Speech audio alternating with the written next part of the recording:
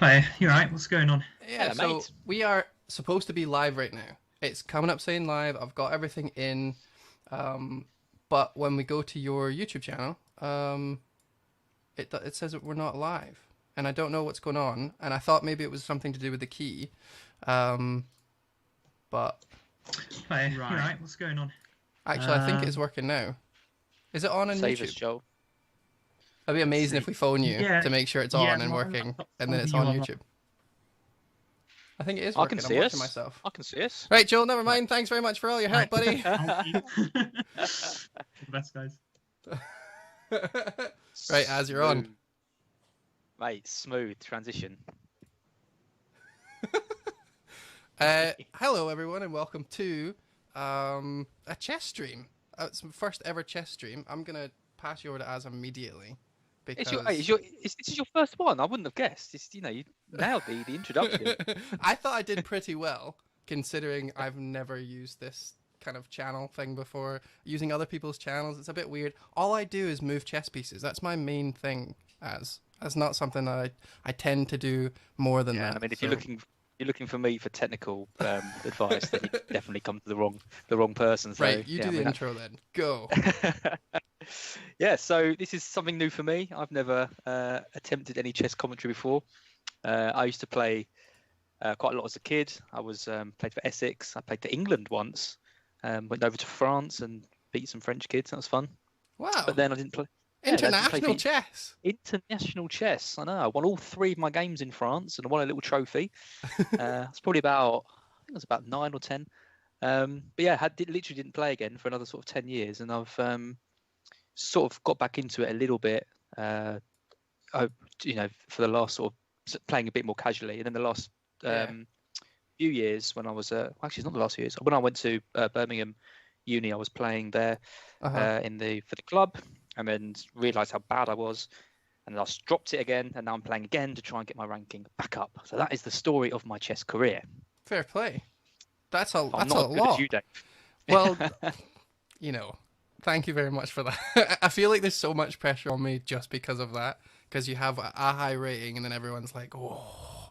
So come on, what is your rating, Dave? What is Right your now, officially for rapid chess, which is I think is what we're going to be playing today, it is 1987 officially. That's pretty good. But I That's did lose a pretty- few games recently.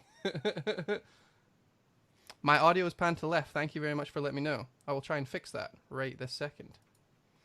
You need to send me a link so I can actually see the game. Yes. Let's get You the link promised. first. Let's get the game first, and I'll sort my audio out. So do you want to tell them what we're doing today? Yeah, so Joel has set up a fantastic chess league with different divisions. It's for charity as well, so we've all paid a kind of entry fee, but obviously all the money goes to charity. And they are waiting to play their Division 1 match. I've played 2 already. I've drawn both. I've won 2 games and lost 2 games, which Nice. means that it goes. Yeah, it means it goes to a FPL tiebreak. So that's going to be fun. But yeah, it'd be interesting to see how these two get on. I've played Joel. I've played both of them. I played Honey Badger as well. So they're the 2 that I've drawn against. I haven't played how you would you yet, say Dave. he is? How would you say he plays? Honey Badger. Yeah. How if you played them, what would you say that they're strong? Yeah, I mean, I'd say Honey Badger and I were probably fairly well matched. We were having a really good game the first game, and then he blundered a knight, put it on the back row, and I Oh, I just took it seen with that. my bishop. Yeah, so that was a bit unfortunate. And then he beat me in the second game with a really clever pin. So two really good games actually. Oh. Joel. And Joel, yeah, the first game, I think he just beat me quite comfortably, really. And then the second game, I can't remember what happened. I was in a bit of a weird position, and then I ended up just pushing all of my my queenside pieces forward, and ended up like trapping his king, and just caused absolute devastation. So, yeah, two good games though. Perfect. Right. I'm waiting, Joel, if you can hear us. If you start your game, I'll be able to jump into it. So if you want to just like set it up, make sure you're ready, and then that means I can try and Google how to fix my audio, and then we can start the analysis. I don't want to Audio's tell. fine for me. I'll be Dave, fine so- for you because I'm Skype's probably sounding good Mm, on your side. I do know that I'm using a weird sound setup for OBS, but because I've had to start a new OBS because it's someone else's channel, I've literally logged in almost for the first time. Everything's back to like default settings, so I haven't been able to like mess with it. And obviously, there was no way I could test it before we go, which is why we're gonna have a little bit of technical difficulties. Only for this stream. Perfect for you, as amazing. well, Sent the challenge. Audio is good. audio's good. Are you saying that Nice. my audio's fine, as in it's coming out both your left and right ear? Because if not, Oh, Mark's in the chat. hi Mark, how's it He going? says it's fine Right, as well. fine. So I reckon Let's ignore. It's reckon we just crack DT. on. All right, Joel, have you got your game? Is it sorted? Stream of can't be listening to the commentary. Yeah, get out of the chat. Oh yeah, I forgot about that. Like I'm gonna be God. saying things like, you know, I hope they doesn't take that piece or whatever, and then he's like, You oh, should, Dave you should doesn't throw in a think. couple of just really bad advice, so that if he is listening, Yeah. it might mess him up. A3, best move. A3, do it. Yeah. If you haven't watched a chess stream before, don't worry, you're definitely not alone. What we're going to try and do is just have a bit of a laugh at the same time as analysing chess. I have very little experience with actual analysis and watching other people's games. I'm mostly self-taught. I did the same thing that you did, you know, the school chess clubs and going about. I lived in Canada at the time, and I remember doing pretty well for my province, but then I stopped playing for ages, and then a little bit later on, I found chess.com. I found out what bullet chess was, which means you could play a whole game in 1 minute, which is amazing because I'm very much ADHD type of guy. I love the fact that I can just like take a break from whatever in game I'm playing or Football Manager or whatever and be like, I'm just going to take 5 minutes out and play 3 games of chess. Do you know what I mean? Like that sounds fantastic. So I did that for a long time, about 3 years of just bullet chess. And I got my rating up to about 1800 with that. And then recently I thought, right, that's good enough. Let's try Rapid for a bit. We'll see if I can get to 1800 with Rapid. And I found it was much easier to play 15 minutes than 1 minute. So yeah, I just Surprising, kept that, playing. isn't it? I know it's weird. Although Drunk Dave prefers 1 minute chess Really? because a lot of things that you do in 1 minute don't get punished as much as they would do. Yeah, that's true. So it is You a can little bit more overthink, fun. in the longer games as well. Yeah, 100%. One of you is audible, one in the right ear and one in the left stereo isn't working. I know. I figured that might be a case, but I'll fix it later. Josh has just sent the link. He's not sent the link yet. I'm assuming he's not started yet because I'm trying to click on his thing. Right. Okay. Thanks, Southerns. Brighton have drawn Blackpool in the cup. Oh yeah, keep us posted with that. By the way, we've started. How do I see it? Can you send me a link, Joe? I can't see it when I go to your. But he shouldn't thing. be listening. I think he's probably just having a look to see see what's going on.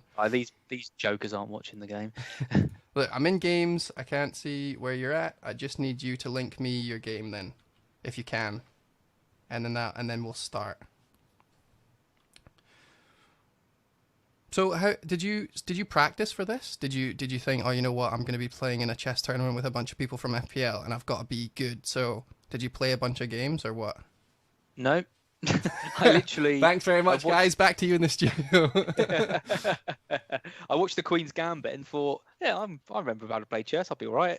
And then I started on chess.com and watched my rating plummet down to 1200.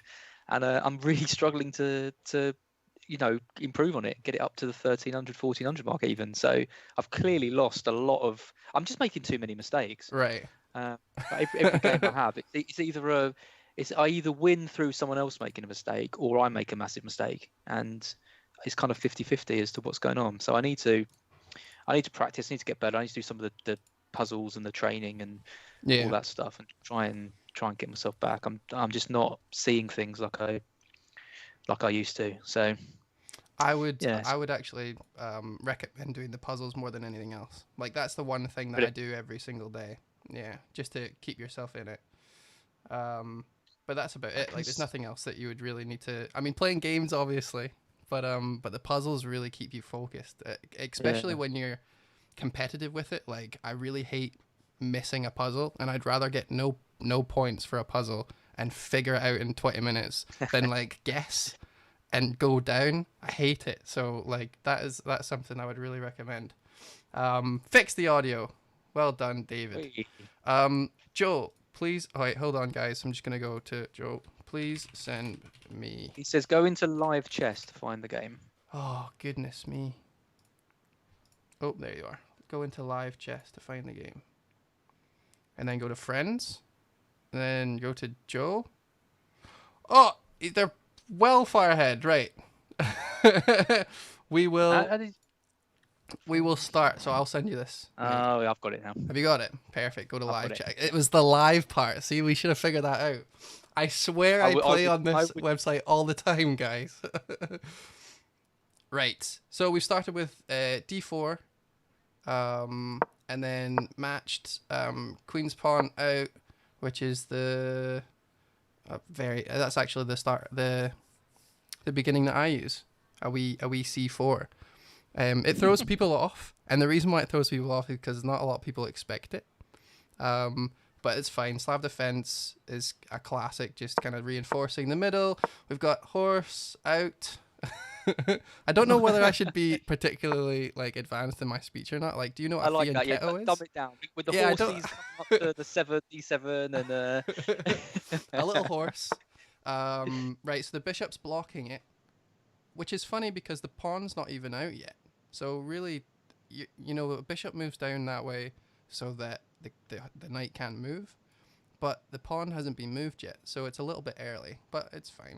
I'm assuming the pawn's going to move next move. very cagey so far, isn't it? This is the kind of game I have quite a lot on chess.com. Is Just standards. sort of this kind of standard cagey game, and I kind of feel like at my rank, I want to kind of win games quite quickly to try and boost up the rank. And when I end up having these like 20, 30-minute games, and then I lose it, I'm like, for God's sake, I've just put 30 minutes into that. Right, And yeah, I've I lost see what you're saying. 1100 rated player.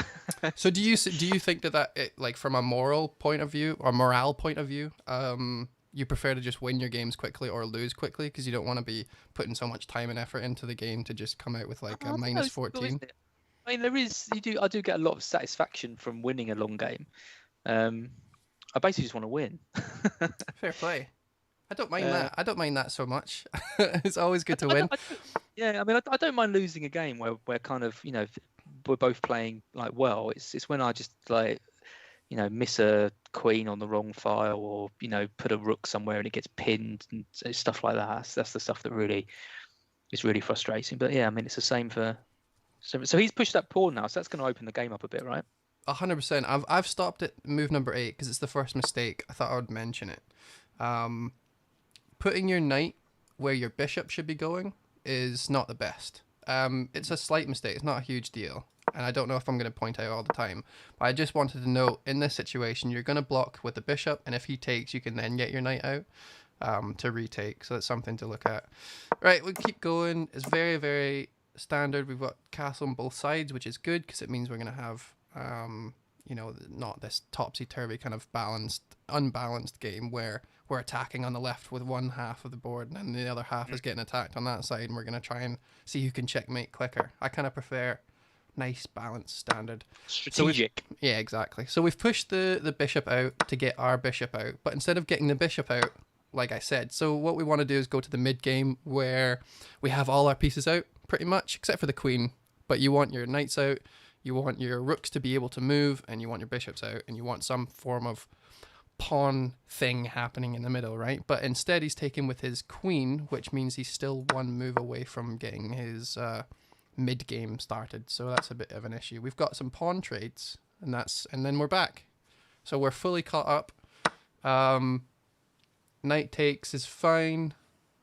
I like the tension kept. Do you like doing that? It's something that I don't think a lot of players that are lower rated like doing. They don't like seeing a pawn that could be taken and then just leaving it. What do you do? See if there's right here, if you're white, would you take that pawn? And well, no, because it brings the knight out. I like that. We're good. So that's Because a if correct answer. because if he takes your pawn, you take it with your pawn, and then you're blocking that c5 square with another pawn essentially. Yeah. Um, And he's this threatening b3 as well, knight b3. So if he jumps from here to here, that is a fork and a half. yeah. No, this is something that I'm quite good with. Is someone attacks your pawn and then knowing when to push your pawn past it and not just take it, because sometimes you can open up files and you can Mm-hmm. it's very much about not letting people, if people aren't really in the game, you don't want to give them the opportunity to come into the game, especially in a position like this. Yeah. Unless you want that file opened.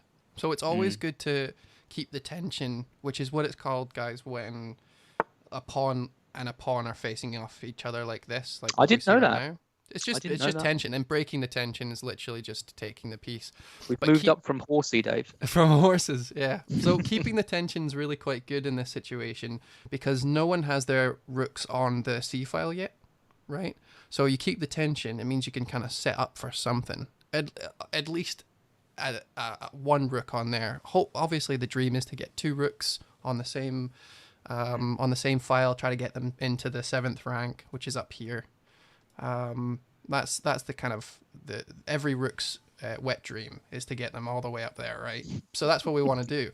But to open up a file this early doesn't really make any sense because we're still fighting for space in the middle. So my speciality when I was a kid was the French defense, and this position here is almost kind of reminiscent of a weird French defense because you've got the pawn on the C file, you've got the queen behind it, and there's this kind of battle for supremacy around the D4 C5, and that's what the French defense is all about. It's about getting as many pieces as you can sort of on that D pawn to try and eventually win it. Did you use the French defense when you went to France and beat all the French people? Oh, do you know what? I probably did, you know. That's amazing. Oh, that's nice. I thought about that. That's so good.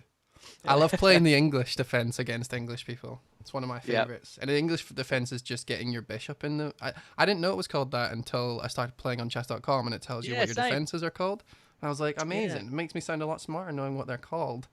I've learned lots of different names for different openings on chess.com. It's nice that it comes up as soon as it starts. Just do a random move to see if it has a name, and if it doesn't, you realize you never want to make that move ever again. Doesn't even have a name. That's how shit I am at this game. Sums it up. Right, so we've kind of done a little bit. See, the problem is that it's a fine move. Queen over, and the decision is obviously made because we like the queen here.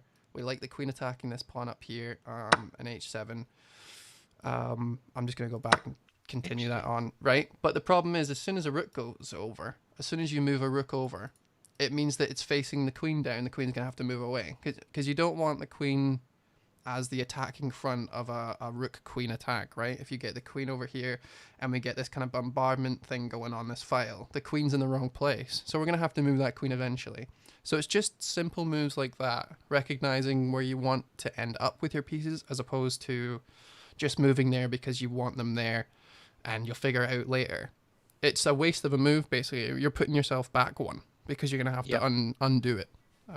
So the tension's been broken as, finally. It has. I think it's a bad move, personally. Yeah, I don't really get that because surely he can now take with, well, the knight or the bishop. Yeah. What would you take with? I'd probably take with the bishop here. Well, the bishop gives you momentum, but the knight gives you an open attack with the... well, he's seen it. I was thinking he's maybe playing a little bit of hope chess there, where if you take with the knight, he doesn't see with the bishop attacking the other bishop, but he's seen it. He's taken it. So things have developed. I'm a bit ahead of you. Yeah, I know. The queen's just taking it back, right? Yeah, but what? He's just lost the piece, right? No. Oh no, he took it. No, sorry, bishop. Yeah, sorry. I thought he just moved on to the square. That would have been stupid. So now the b3 pawn. Oh no, the b3 pawn is protected because the knight's on it. Yeah. Okay. So if he pushes the pawn onto e5, yep, he could, that knight's got to move, and then he takes that b3 pawn, right? He takes the b3 pawn with his queen. Yeah, so you're basically what that's called just getting rid of the defender. So if you want to take Yeah. a piece, get rid of the defender, and then hey presto, and it's There you go. exactly what he's doing. I feel like we should put a little bit of a delay on this or something. Because how do we know? How do we know? There is a delay. Aye, but I haven't made it's not like in place delay. I haven't done that on purpose. It's just because the internet. You know what I mean? No, I think it's set up to be a delay. I mean, on the YouTube stream, he's just taken the knight, the bishop with his queen. Oh really? Okay, so we're quite delayed. There's a few minute delay. Right. Okay. Perfect. I'm glad that makes sense because people were saying things in the chat that were a bit behind as well. It's Joel said it in he did the commentary for my game, and he said, just so you know, there is a delay because I think he said, I do trust these guys, but basically I don't trust these guys. Yeah, and I love that. and I respect that. So he's done exactly what you said he was going to do, which move the pawn to e5, which opens up the pawn for the picking. Now there is an obvious move that you want to be making when you're in this situation, and it's simply to just get your rooks on the file that is open, right? That's the classic. I like that the knights are kind of connected just by one move, but I don't like the fact that if I was white and I moved if I was black and white moves any of his rooks to the D file, I have to move my knight and I have to connect it, and I'm probably going to have to move it back to F6. Although, if he takes the B3 pawn with the queen, then he's guarding that knight, right? 100%, yeah, but it's very easy to kick a queen because you don't want to lose your queen. So your queen's in opposition territory, right? It's kind of like having your Gundogan in the box, right? It's fine he's there for a little while, and he can do damage, and he's shooting is better than Sterling these days. 100% agree. But unfortunately, like if we start attacking other pieces, Gundogan's gonna have to get back into his position, right? And it's kind of annoying because he's gonna have to spend time up there, then he's gonna have to run back. That's exactly what the Queen's doing. So the Queen's This is what FPL chess is all about, Dave. Making the links to Premier League football. Very good. I did it. You're a natural. Thanks very much. I appreciate that. But the knight move that we've just seen in F3 is good because if we lose this pawn, then we can just take that pawn right back on the E file, and then we've actually got control of the center. So we've lost a pawn on our little pawn island over there, but we've gained the center. So it's actually not a good trade. So what we've seen there, that is exactly what's happened. So we've gained a little bit of momentum. I think that's a great move. Like I said, moving the queen up there just to get kicked back. Also, you're losing that pawn. I think it's good. And then the pawn gets moved up to just connect those pawns together so that we don't have to babysit a pawn on the b3. Yep. Now, this is what I like to call, I don't know what to do, so I'm just going to give my king a flight square move. Yep. And it's one of the moves that you see in almost every game. Sometimes a game-saving move. Yeah, well, it will be eventually. I mean, the thing is that you don't have to do it unless you have to do it. So if you're bored and you don't know what I'm doing or whatever, then yeah, I'll throw in a little H3 every now and again, or an H7. Would you not have been tempted there to have got that knight off that D5 position? By moving my pawn up, or with the D? What we talking? Well, possibly. I'm just wondering because he's now coming with the rook, and now he's got that center. I'm just wondering if that knight could have been moved instead of pushing that pawn. But well, anything I think would have been better than that pawn move. Yeah. I'm not trying to be mean, but it's a waste of time, right? He didn't. It's just a nothing. It's a nothing move. Yeah. It's basically, see if right now if I saw a really, really good tactic, and then I said, now say he plays a nothing move, just so that the tactic would get set up, because that's usually what you'll hear if a coach is telling you, if you say he does a nothing move, that would be the nothing move that I would have picked, which is him moving his pawn up. So it's fine. It serves a purpose. It just gives the momentum straight back. It's kind of like having the ball, passing it to your keeper, and then your keeper just walloping it all the way over to their defense. Right, thanks very much for the ball back. Now I can play my own game. I watched Southend versus God, who were they playing? I can't remember the other day. And it was one of the worst games of football I've ever seen. Southampton 1-0 up, and they spent 40 minutes hoofing the ball. Pass it back to the goalkeeper. Goalkeeper hoofs it up the pitch, run into the corner flag, lose the ball, back to the goalkeeper, hoof it up. There was 8 minutes of injury time, despite there being no injuries. That Just sounds. because of the amount of time wasting that the players were doing. It was very You don't watch a impressive. lot of Scottish football, do you?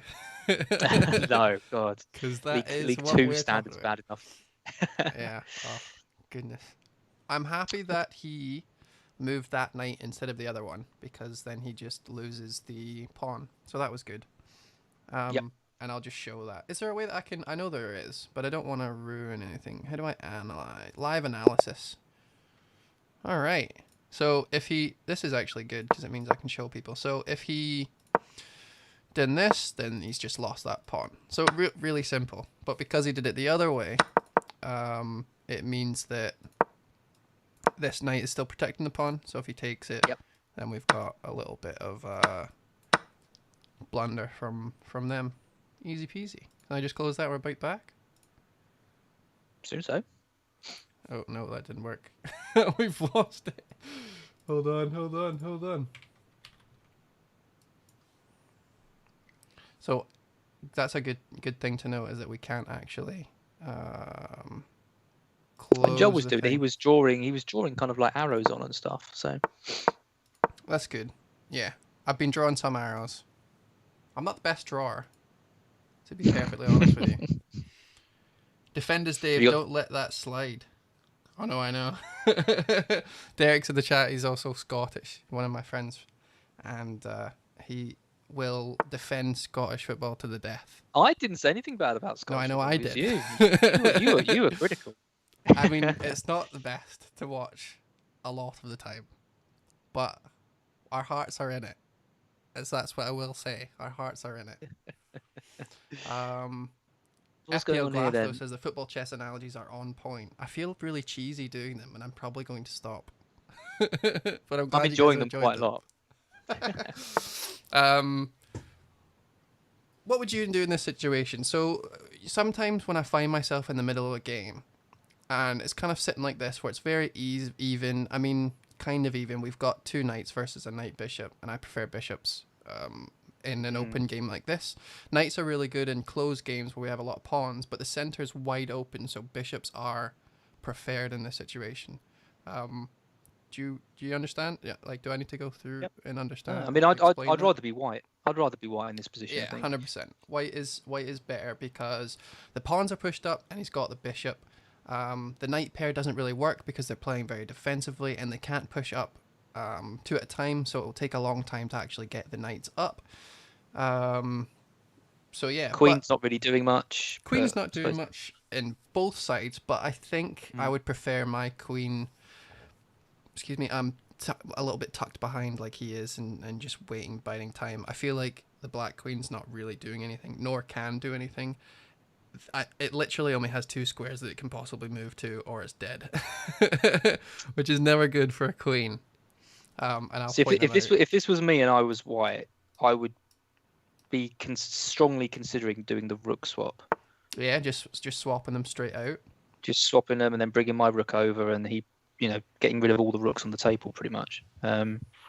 But I don't know if that's the right thing to do. That's just where my mind goes. But this is the kind of position that I struggle in, because I try, when it's so close like this, I try and force something, and it ends up kind of costing me, because it opens the game up not in my favour. It's a great so time, apparently, it's a great time to take stock and just have a look to see, what kind of tactics you could look for. What is my actual game plan? Like, yeah, I've opened the file, but do I want to double my rooks up? Do I want to get my queen in a better position? Do I think my knight is where it should be? I think if you go to every individual piece and say where should they be, where's the best place for them right now, and then take steps to moving them in those positions, I think that's probably the best thing you can do when you don't know what you're doing. So Dave, he's just moved his knight to d5, and apparently that is a blunder. Yeah, big one. White, and I don't know why. Can I see that if I put the lines in? I think I can, right? Evaluation, and then I can show the lines. Yeah. So So the reason why the knights are bad there is simply because that rook, if I move my knight anywhere, then their knight's dead, right? Because if I move my knight there, actually I can do it in the analysis. That's what I'm gonna do. Can you see my screen though? If I do it like this, I'll just say No. I'll just say the moves, okay? So knight to f5. Yep. Means that the knight is then attacked, right? I'm just moving that. I know that the computer doesn't like Yeah, that. the but rook's just to explain. now attacking the knight. The rook's now Both. attacking that. So say the knight then moved out of the way by going back to where it is. That sets up a fork. So the knight can then move to d6 and then set the fork up because it stops that. Now there is an easy way to get out of that fork, which is just to do the rook exchange. But if I exchange with the rook first, so I do the exchange, so the rooks are now traded off, and the rook has moved to c8. That sets up another fork with check. So the knight moves up to check the king and gets the rook. See that? Yeah. Yep. So that's why it doesn't like it, because the rook, before when the knight was in that position, Hold on, I've just noticed that queen move. Sorry, before the position was kind of similar with those knights in those places, but the rook wasn't there. That was the big difference. Yeah. But see, because the rook is a discovered attack on the knight, it makes him So have it to doesn't move. matter what he does there. Pretty much. Yeah. And the best part about it is that there's not really much that you can do about it now. It's just a blunder. But I mean, that's an even bigger blunder. We've lost our knight. So the queen moved up to attack the knight. The knight could just move there, to be honest, and it would be fine. But the queen moved instead. Queen takes knight, and that is... So Honey Badger's in some trouble now. A lot of trouble. If this was me, I would have immediately resigned, and I would have punched myself in the face. Really? I would have went and got some water, and I would come back. You'd have resigned at this stage, even though you're only a knight down. Only a knight down is an astronomical amount of down. Like, it's because all I need to do is just exchange all my pieces. And I guess because win. I've been playing quite a lower standard, so the 1,200, 1,300 people. I mean, in a lot of games, I've been a piece down, and I've come back and won.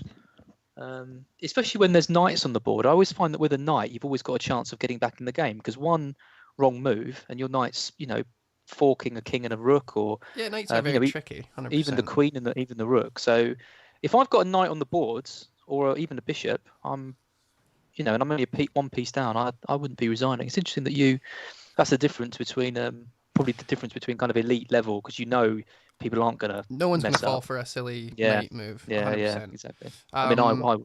That's the difference. but you're absolutely right in that. Well, right here we're opening. See, that queen move was silly in so many different ways. If I go back to it, because I just didn't like it at all. So that queen moved there, which immediately puts it into line of fire with this bishop. So that means if I move my knight anywhere, so I actually think that this would have been a better move. I know he's got that free knight here, but see if you move here. Oh no, it's not going to let me. Hold on, let me do the analysis thing. Golly, this is fun, learning new stuff live. I love it.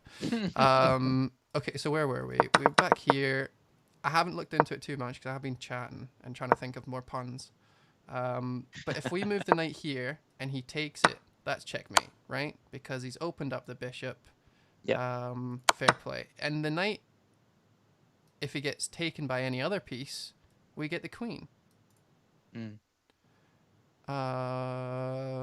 Is there anything bad with that? Oh no, he could just take the bishop, right? Ignore me. If he takes the bishop, and then that stops that. Okay, cool. But there is still, I still say that there is some discoveries. You never want. Yeah, exactly. You never really want.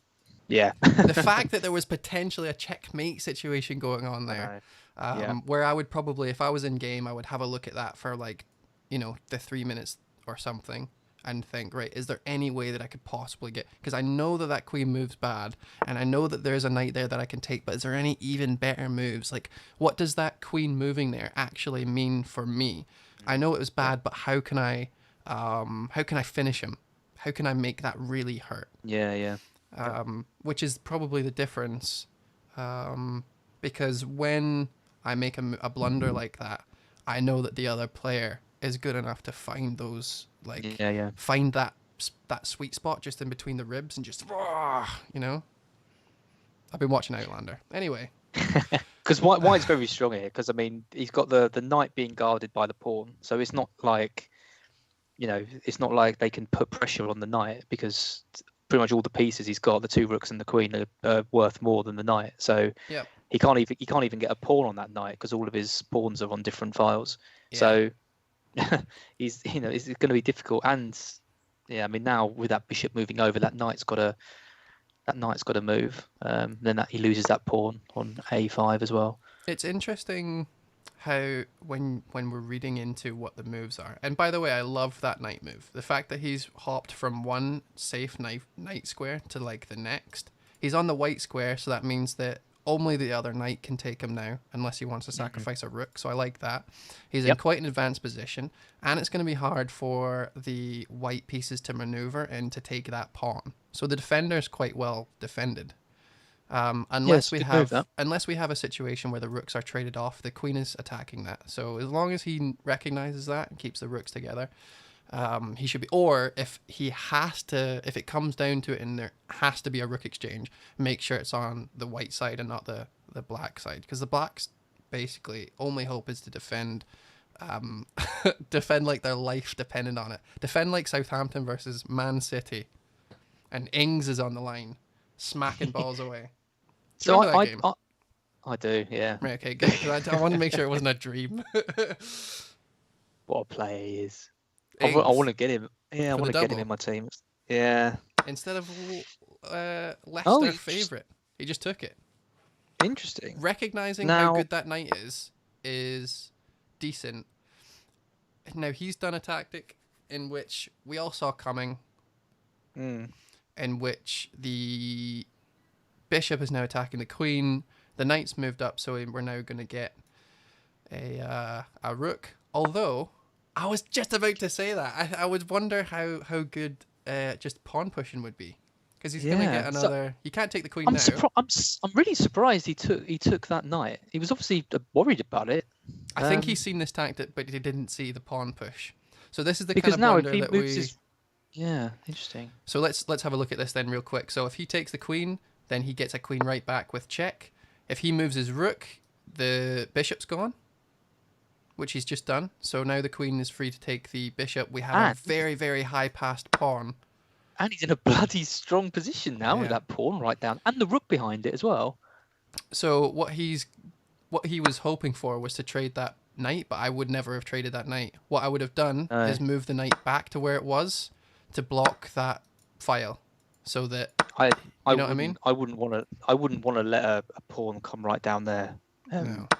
For a bad trade, a rook for a knight anyway, and then letting that pawn through doesn't seem logical to me. But 100%. And I'm going to take you guys back just real quick. So in this situation, yes, he's blundered. Yes, he set it up so that he could take a rook. He's probably thinking a rook and a knight versus 2 rooks. I'll take the rook and we can at least be even. But it is not even the slightest. This pawn is the biggest threat that black has. What I would do is I would move my knight down there, which absolutely stops any nonsense. Kind of. Actually, now that I'm looking at it, I don't think it does, because if we take and we retake, there we go. That's a double queen situation. So I would need to really think about it. But yeah, just taking here is you're setting up yourself for a lot of pain anyway. Yeah, what a bad move. Unfortunate, because he was in really such surprised a good at position. And playing well and not making mistakes, and he recognized that the knight was really, really good on that d3 square, and he also recognized that he could make a discovered attack against the queen, which would allow him to take back the rook. But yeah, just misplaying. I think he's made another mistake now, Dave, because the analysis is showing that it's very heavily in Black's favour now. I think Joel's going to lose this. There is no way to defend that pawn from queening, unfortunately. Nope. I think this is Dave's game. Because what's going to happen now is we're just going to... Well, he's going to eat all the pawns. I'm happy with that. Queen down. Queen to c2. God, he's so defensive now, Joe, after being in such a strong position. Yeah. Look at that. But I had to bring all of his pieces back just because of that pawn. There's someone going to be watching saying, "Ha! I knew he shouldn't have. I knew he shouldn't have surrendered." But I mean, See? Well, it's me. I'm saying that to you. Never surrender. Not just a piece down. Because I think Honey Badger resigned to me. When I won that night against him, he immediately resigned. And I said in the chat, I was like, "Oh, I'm not. I'm not good enough to resign again." Just when I go a night up. Exactly. You might need to think about like who you're playing and whether you think that it's a possibility that they blunder. Well, you're not supposed to agree with me. You're supposed to say no, Az. I'm sure you would have seen the game out. As you would have seen that game out. You would You're have an seen that international game out. champion. I've seen the way you play. I've been following your chess career since Paris 1999. I don't know what year it was. Yeah, I don't think it was southern France, I think. Oh. Bornabou. I don't know any place in French. I'm pretty sure that's in Spain as well. Geography's not my thing. Calais. And what year was it? Was I close? How old are you, Az? I'm 30. So you were born in 1990. So how old would you have been? 10? I think I was 9. 9? So it was 99. I think it was 99. Very good. Same year as The Matrix, the best movie ever. I'm a bit freaked out now. No, you know a bit too much. I told you, I've been following you for a long time. So now we have a race. I don't really know what this race is going to do. I'm excited to see what they think is going to be accomplished by this. Yeah. Surely that queen can just come to b2. The black queen. Black queen to b2. And then defend the queening of the a pawn. Well, it's the a1 is can queen then, can't it? Because it can take the rook. Yeah. If the rook takes. Yeah. There is nothing stopping. I think what's happening here is that he's like, well, I'm just gonna see what happens if I queen my b pawn. I don't really know. So he queens the b pawn. He takes it. Then yes, I can then take my the d pawn back. So he goes here, then he goes here. But if the queen, it's happening. It's happening. So the queen gets taken by the rook. Then, or that you could just do that either way. Oh, I don't know if I like that move. Because now the rook can move to a1. Do you know what I mean? But then the queen could come back to b2, right? Aye, absolutely. I think I would. I mean, we're clutching here, but I feel like stopping one queen. I don't really see any. Keeping your own queen. I mean, Joel has got absolutely no chance. It really would be a miracle if Joel got anything from this game. I think. Now I know how commentators feel when, like, it's 5-1 to Spurs. Yeah. And it's Man United are just no hope in hell, and it's like, oh, is this a comeback? No. That Simpsons gif. Stop! He's already dead. Yeah, I don't mind beating on dead horses. I just don't think that he's gonna like it when he listens to this back. But so now I'd definitely be moving that queen down. Yeah, I can't see that would be my move. I think I would just be really aggressive and move it to b1, even though I know it's not as good. Yeah, true. Yeah, good point. Yeah. Because I mean, either way, it's going to end up that you've got a queen and he's not got his rook, right? Yeah. So I could just get rid of my queen if it means that I'm going to get the other queen. Yep. Just saves a move. Yeah, that's what we're all about, saving the move. What we're talking about is getting the queen right down there. Live analysis again. Oh, what just happened? Did I click it too many times? I clicked it like 6 times, as. Right. Pawn. There you go, he's done it. He's done it. Did he move it all the way down? All the way down. All right. Well, I don't even have to show the stream anymore. So if the rook takes and the queen, the pawn takes back, and we've got a new queen. In this situation, you're not supposed to trade as white.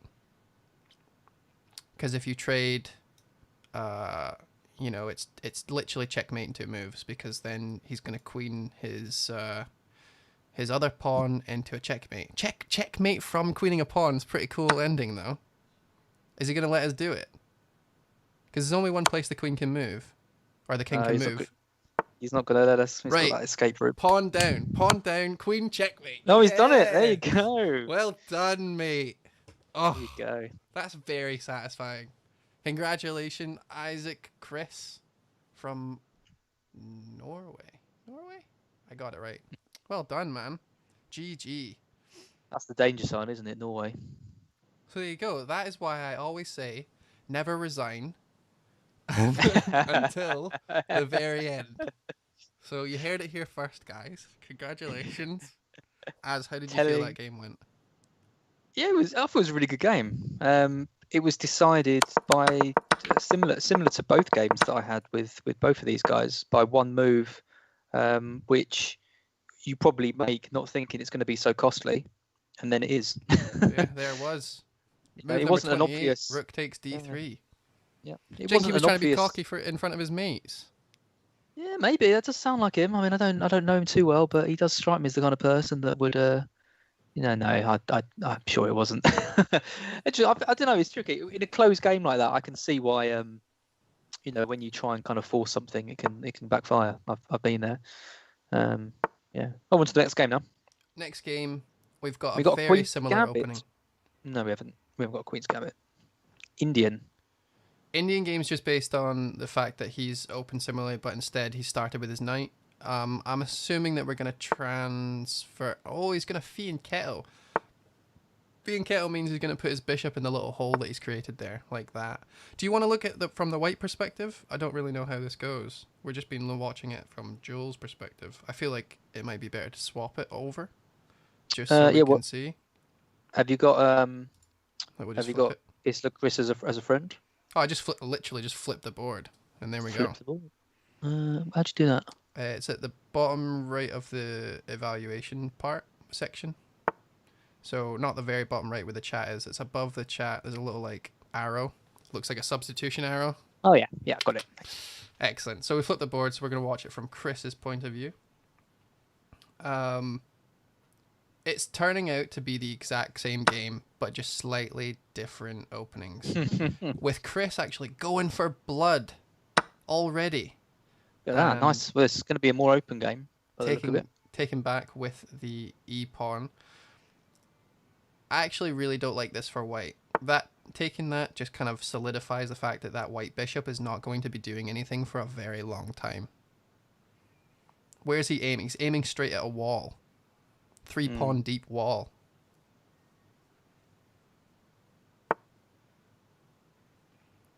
There's your little... That's the move I always like to make. Because if that bishop now goes back to h4, you see, then he brings out that pawn and that bishop's trapped. We always hope that someone does that, don't we? We always do that hoping like, is he going to give me it for free? I've been done with it before. You have not. You do it to other people hoping that they make the mistake that you actually make yourself. Well, I wouldn't say regularly, but maybe not in this exact same situation. But I've had a bishop trapped in that kind of spot before. Through a combination of bad play and forgetting what I'm doing. I'd like to think I wouldn't do that, but you never know. That's the thing when you bring out that pawn onto g3, you've got to remember that bishop can't get away if it goes onto the h row. Yeah, fair play. Sorry, I'm just making you more beautiful. Oh yeah, I've only got another half an hour. Is that why Mark's in the chat? He's just making sure. He's sitting there like with a massive pocket watch and like. Yeah. Well, no, we're not until 9, so we got some time. How's Black Box going? I heard that you're doing it full time now.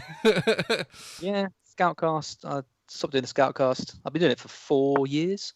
Wow. What do you actually do for a living? Is it Scoutcast? No. I work for a market research company. Oh, doing that's cool. Boring, normal people Adult stuff. things. Adult things, yeah. Exactly. They're disgusting, right? No, I'm so sorry I asked. I was hoping you were going to say like astrophysics or... I know, you've ruined the illusion now. I actually thought you were a doctor based on nothing but your little picture on Skype where you've got a nice wee tie on. Well, I am a doctor. I've got a PhD. Do you? So I that do. didn't make that up. You're actually Dr. Az. Nope. I am Dr. Az, but not a medical doctor. My PhD was in psychology. Are you married to Joe Biden? I wish. What a lovely man. I wish. He's so good looking at that. He's so suit. dreamy. That was a reference, guys. The fact that a lot of people are upset that we call his wife doctor because she's not a medical doctor, forgetting that there are a lot of other types of doctors, like Az. If you've got a PhD, you are a doctor. There is no. I might get a PhD just so I can change my Twitter handle. Yeah, it's Was it pretty. I mean, difficult?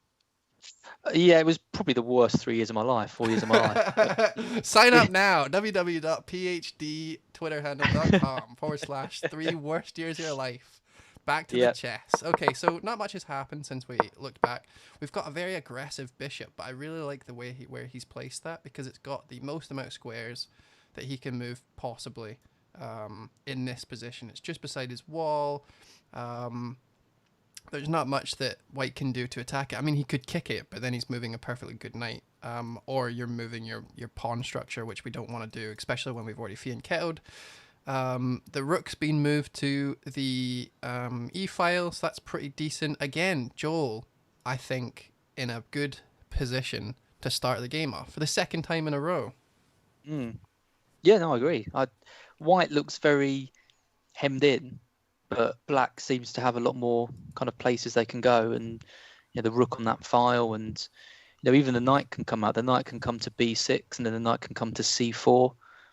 Unless he pushes that pawn. But then if he pushes that pawn, he's got a nice, there's nothing protecting the knight, and there's nothing protecting the pawn on b3. Yeah, no, I think black is looking pretty strong here. So he's decided to kick the bishop, like I said, but he's moving his very nice knight. The reason why that knight is so good there is, first of all, it only takes one move to get there from starting position, but then it also kicks a lot of attacks that could possibly be happening. It also defends that pawn. It's attacking the center, so it's helping you in that situation. Have you ever heard the phrase, a knight on the rim is grim? I have not. I have now. I didn't make it up because I'm not that lame, but it was always something I was taught. Never bring get your rimmed knights. by a knight. Yeah. Yeah, Don't put your pretty knights much. on a rim, because It's why it's grim. yeah, it's why like when you're bringing your knights out, a knight to kind of h3 or a knight to b3 to a3 is frowned upon, isn't it? Because you don't want to. You never want to put your piece in a position where it is very limited in its movement. So in this situation, the knight literally only has 3 places it can go, instead of if it was over here and it has millions of places to go. So yeah, that's why he hasn't done it. Pushing the pawn up, creating some middle tension. Do we like this move as? Let's see how many attackers he's got on it. That's 1 on the pawn, 2 with the bishop, 3 with the rook. He's just gone and done it. He's not even let me analyze. No, he's taking it straight away. I don't know about that. Well, he's got enough to defend it. He's going to have to take that, or else he loses his bishop. Let's white in again, though, doesn't it? Yeah. This is Joel's issue, is aggressive moves to giving away his good position. Where's black going to go now with that queen? He can't go to e7. Well, he can go to e7, but you don't want to go there. No. You don't want to go all the way back. You've got to defend your bishop. So yeah, he's done what I think I would do in that situation, is just to get rid of that tricky knight altogether. Yeah. A retake right away, which I don't mind. The knight can't come into play because of that really well positioned solo pawn that he's just lined up right there on the d file. I hate the fact that he's got a pawn that's just sitting in there. You never want a pawn on its own. Pawns on its own are like babies that you're not allowed to leave in the house by themselves. Apparently that's bad, but I don't have any kids, so I can't verify. You're not supposed to leave your kids alone, though. Are you? I don't know. That's what I'm saying. I can't verify. Oh, well, mine's. I've left mine for a few days, and I assume they're all right. This is a lovely charity stream, guys. Remember to go and donate. A disclaimer: I also don't have Um, before anyone rings up social services on me. Yeah. Dr. Az has been very naughty, Yeah. but give him credit. It's not actually a medical doctor, so he wouldn't have known. One of these fake doctors. So giving anyway, him a the pawn there isn't very good because it likes to be with its buddies, which is fine. We all know that. But the good thing about this pawn in particular is that that knight would love to be where the queen is, so it can then get to business. It can start attacking that bishop. It could then jump to maybe d5, so it would go here and then here. And I think Joel understands that at least enough to move his queen out of the way. Very limited places that the queen can go. However, now that we've lost our black bishop for white, it means that the black squares are now definitely belong to black because he has the black bishop. He's moved the queen out the way, so now the knight can go to its proper square, and then we can do all sorts of damage from there. I really like black's position again. Yeah, the thing I don't like about White's position as well is that pawn on d4. It's just so isolated, isn't it? Like there's no. He's got the queen on it, but I sense that pawn's going to become weakness for him because I would probably just push it up. I'd get rid of it. I think I don't want to be babysitting a baby. I want to go to the club. I want to have a good time. I want to pull. I don't want to be sitting watching this baby at home. You know what I mean? The queen wants to get out there. Why you've got kids, Dave. That's why they call it. Yes, queen, get on out, jumping about. You don't want to be sitting watching d4 all your life. So I think just pushing that up, getting rid of it as quick as possible. And worst case scenario, he pushes the pawn against you, and then he's got passed pawn. Very aggressive queen. Knight coming right back into the fold, attacking that bishop. I prefer the knight anywhere but that square. So yeah, at least he's got it. At least he's got it kind of into the game now. Yeah. So I have a question though. Once this is all done and the bishop moves back, literally just one square to stop this attack here.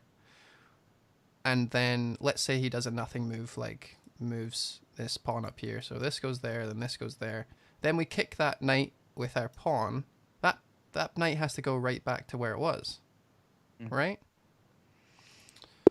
So I think I would have preferred to... well, that's so weird when you've got it flipped and then it flips back on you. Where is the flip button? Can I not flip it on this? That's very annoying. Right, so if the knight comes over here and we do this and then that pawn goes there like I was talking about, and then you have this sudden kicking the knight, where's this knight going to go? Like if you go back here, then we're in the exact same position as we were before and we've wasted time, which is never good. If we put it here, then that is a free bishop. So that's also bad. We don't like that at all. So I'm not 100% sure. So yeah, it has. Yeah, you're right. It would just have to go back. Literally, just have to go back to where it was. And all we've done is make, I guess, the king's side a little tiny bit weaker because he's moved his g7 pawn. But there's no black bishop, so it's not like he can put lots of pressure on the white. Can put lots of pressure on the black pawn anyway. Perfect. Yeah, exactly. I guess you're exactly right. You're not really opening up any. If anything, you're making the white squares more inaccessible for yourself. Yeah. Yeah. So yeah. Oh, we're flipped again. Let's go back. There we go. So he's moved the bishop back one. I feel like that's probably his best move. Keeps the bishop open. We're kicking the queen now. Wow, that is really weakening your king side. Because surely that queen's going to be looking to get on. I mean, it can't at the moment, but it'll be looking to get on g4 so it can come into h3 or something like that. That's what I'd be thinking. Mm-hmm. Yeah, it's a very weakening part, so you better hope to God you know what you're talking about. Yeah. I wouldn't recommend doing that, but I'm just going to... You talk for a bit and I'm going to figure out if there is something in this. I don't think so. Yeah. The queen can literally just go back there, right? Is there anything that I'm missing from him doing that? He goes... Okay, hold on. If he goes here, then the knight sacrifices there. That takes queen up here. Him go there. There's not really anything. I think he's hoping that the queen Because if the queen goes back to g6, then the knight goes to e7 and wins the queen. Yes. Yes. Sorry, I should show failed lines that I've dismissed in my So head. it's hard to see because I've got the delay. You're kind of you're about 10-15 seconds behind like I'm watching on YouTube. So it's I can't see what you're doing. Yeah. So you're probably showing that anyway. No, I wasn't. I wasn't. I literally had just dismissed it from my mind, and I felt like it wasn't even worth talking about. But it obviously is. It's something that people need to see. First time for everything. So if he goes here and the knight goes here, then that is you have to move this and you have to take the knight, and then you lose your queen. So and actually you would lose your queen and you would lose your one of these pieces, because you can't retake. If you retake here, then you've lost your rook. If you take here first, that would be your move, and then you can retake here. So it's still a little bit tricky, and you're not. So the queen's straight. gone right back now. So the queen's moved right back to where it should be. It's done a big loop, and now it's landed right back to where it started. Oh, I'm just saying, yeah, you win the rook as well. Yeah, see that's why moving that queen back one space is such a bad move. Yes, not very good. Oh, that's a nice move from White, from Chris. I like that a lot. So what we missed the queen moving back, like we talked about, and then the queen up here. So this is going for the throw, right? And it's interesting because the black pieces are all on the left side of the board, and a lot of our pieces are facing the queen, are facing the right side of the board where the king is. That's naughty. So what are the... Well, the trouble is, because he has to move obvious. that queen right back, he's completely taken it out of the game. It can't go anywhere. Yep. So what is the danger then right now? Well, the danger is checkmate.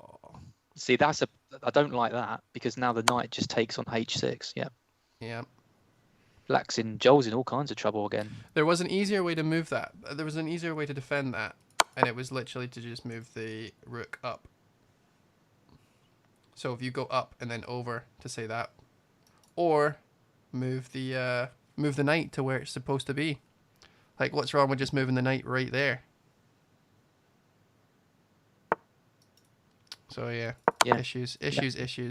King up is probably the safest thing you can do. Get off the white squares. Well, now the knight can just go back to f5 because the pawn can't take it, because the queen's pinning it. Yeah.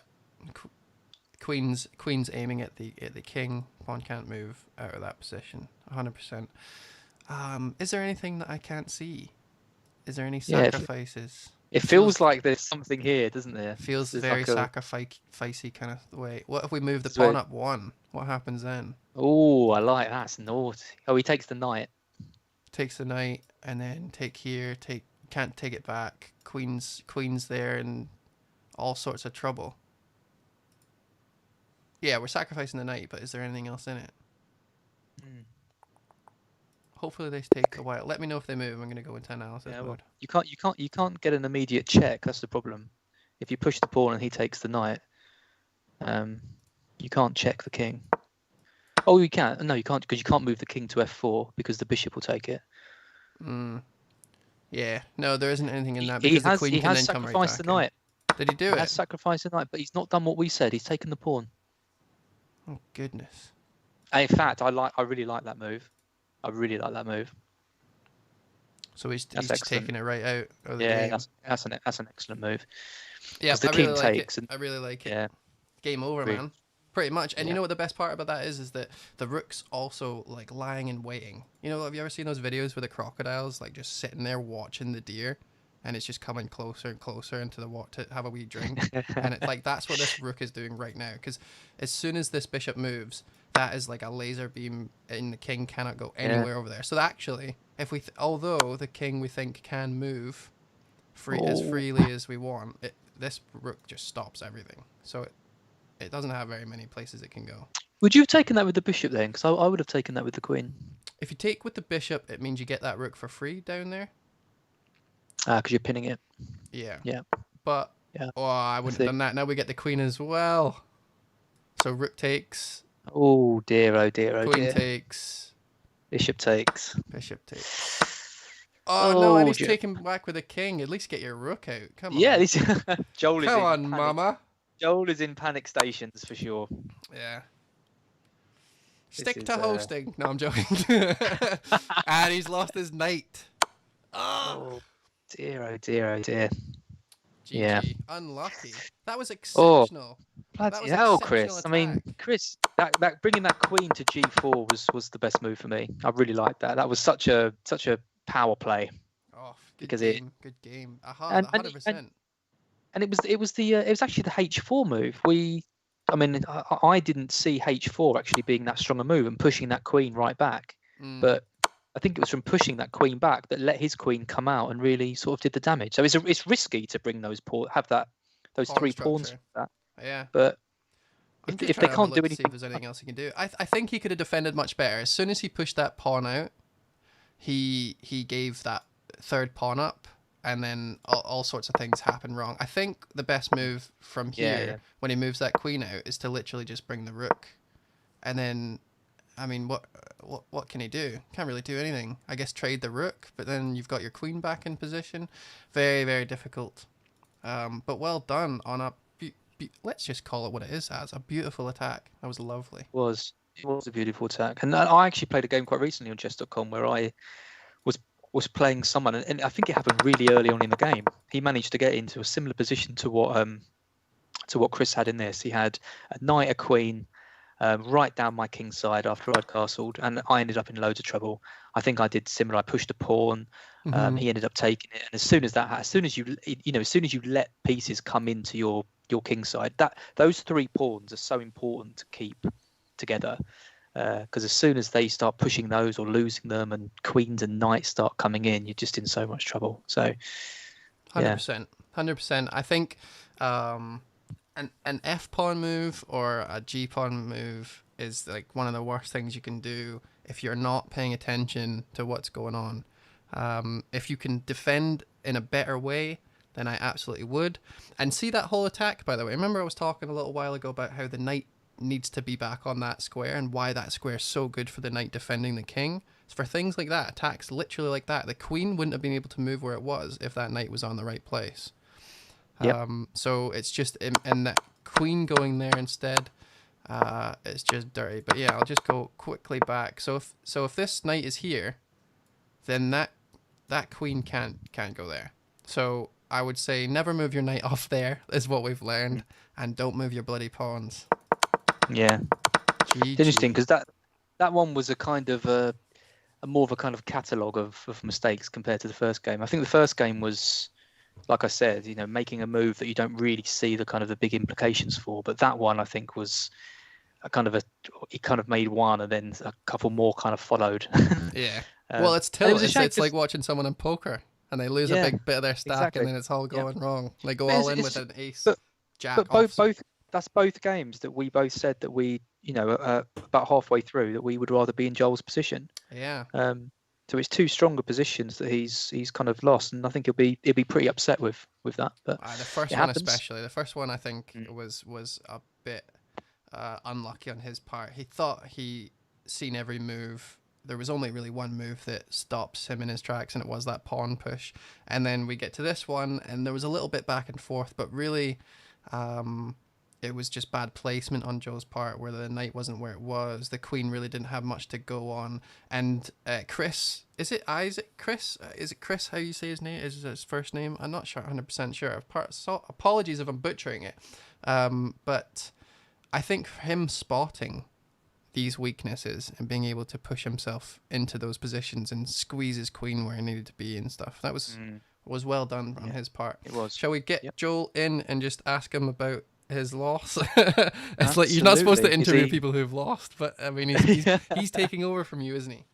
He is. Yeah. Is he ready to? He is ready to jump in. Cool. I'm going to jump out and get some stuff set up for Black Box. I'll say hello if he. Oh, it's not 3 screen, is it? I'll jump out now. But Dave, pleasure. Yeah, man, it was fun. We'll do this again sometime. Enjoy Black Box. And we need to have our game soon as well. So yeah, there you go. Right, Joel's here. here. Hopefully Joel can do the commentary for that. Yeah, you can say hi, Az, and then bye, Az. Hi, Joel. Unlucky. Good games. Can you see me at the moment? Am I all good? Yeah, we're good. It's kind of messed up on the stream, but don't worry about it. Yeah, I'm jumping out anyway. So pleasure, guys. See you both very Thanks, soon. Az. Thanks a lot, Az. No Appreciate worries. it. Bye. Bye. Joel, what happened? You're not supposed to interview people who've just lost, but holy shit, that was a great first game with a great big blunder right in the middle of it. Yeah, I mean, it's always disappointing to lose when you've been a piece up. I mean, I honestly thought I had him until he pushed the pawn to the second rank, and that threw me off because I thought I was going to win more material. It was probably the only move that screws your plans up there. So unlucky not to have seen that. It was a really, really good first game, and me and Az were saying that both times about in the middle of both games we preferred your position, and then slowly but surely in the second game definitely Isaac just came in and noticed some weaknesses and took them out. By the way, nice to meet you. This is the first time we've ever talked. Yeah, I can't actually see you though. I don't know. No, if so I'm streaming into my camera's actually going into the stream itself. I'm not capturing myself through Skype. Right. Okay. I need to look as good as possible. We don't all have the skin like you, so don't you worry. But that was really, really good. I don't know a lot about what's happening. I'm just kind of hosting and talking about the games. But if you want to tell the viewers while we're here, kind of half time, what it is that we're doing in the charity that you're going to be, donating all the money to, etc. And I'm going to go get myself a drink. Does that sound good? Yeah, of course, that's fine. Yeah. I mean, I was on Twitter at some point in November, and I saw some people posting their chess games, and I thought it might be good to get a few people together from the FPL community just to play some chess games. And I organised a small tournament of 16 players, and we've completed that now. And yeah, then I just had the idea, people really engaged with it, really enjoyed it, and I thought maybe let's take things up a notch. Let's actually create a proper kind of league style tournament. So everyone who's entered has made a small donation to Cancer Research UK, which is really fantastic. We've raised £82 between us.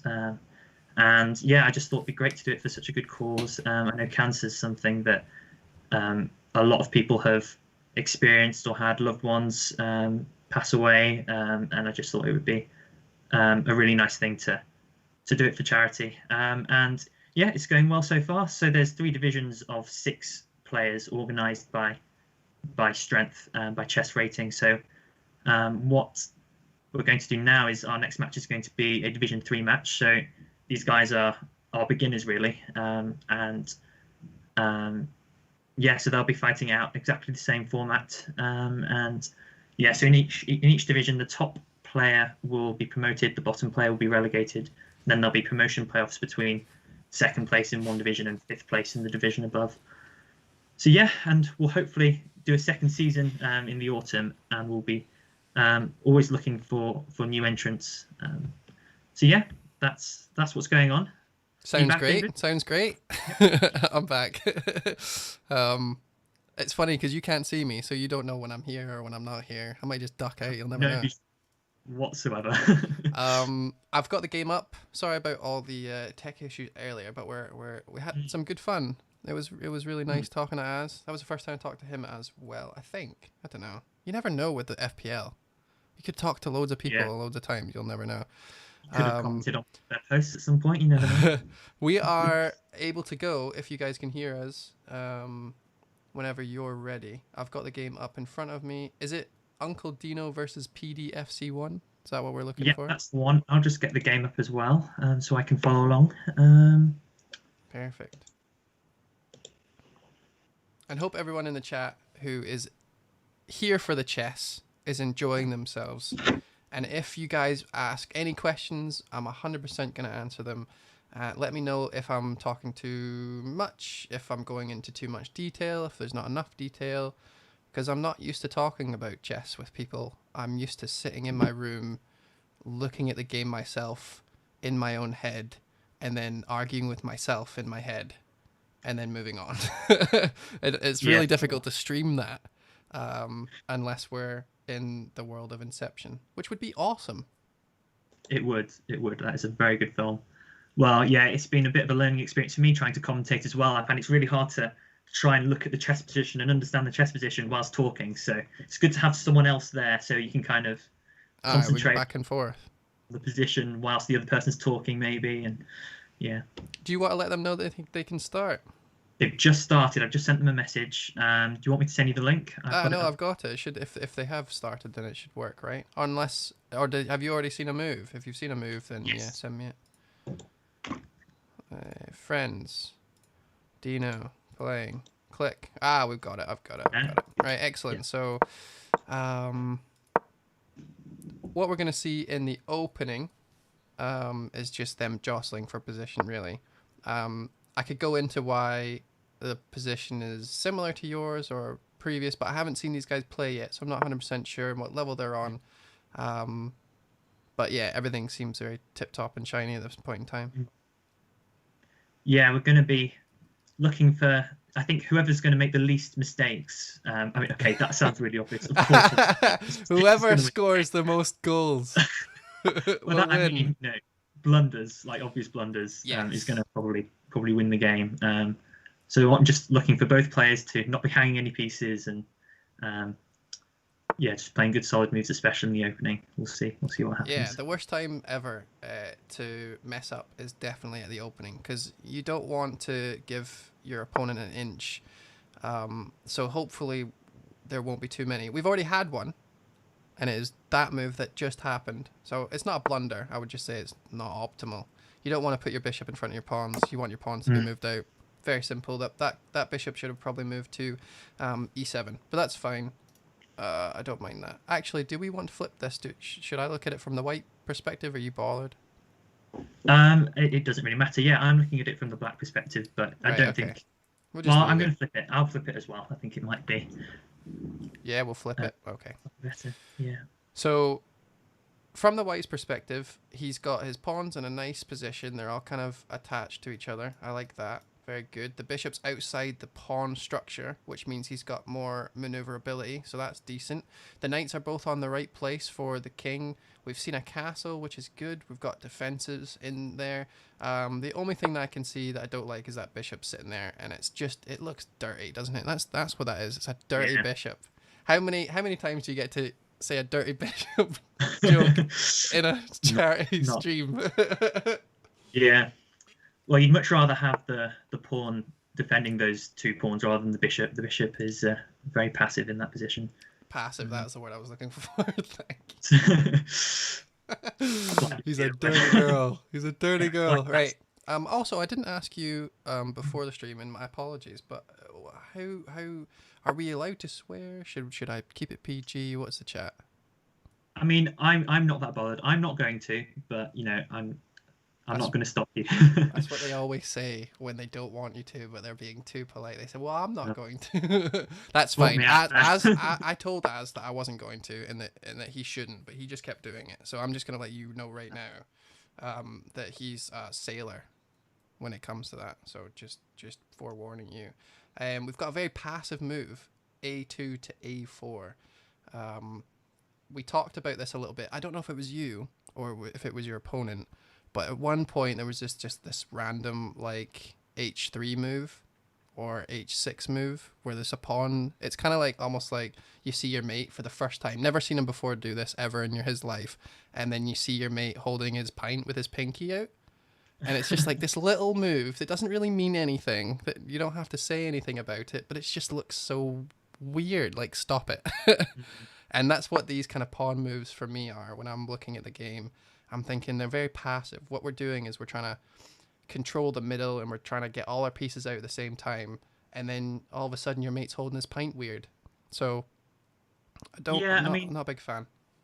I don't hate moves like kind of h3 and h6 when you've got castle kings. It does kind of defend a very key square where you can, like, knights can always be hopping to g4. And so I don't mind that. But generally, I mean, white's position is looking very, very good here.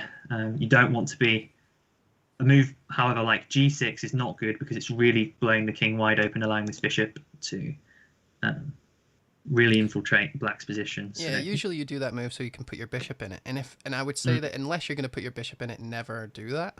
Yeah, definitely. But interestingly, now you know how when someone comes up to you and they say, "Should I free hit or should I wild card?" and they don't show you your team, and you're like, "Well, depends."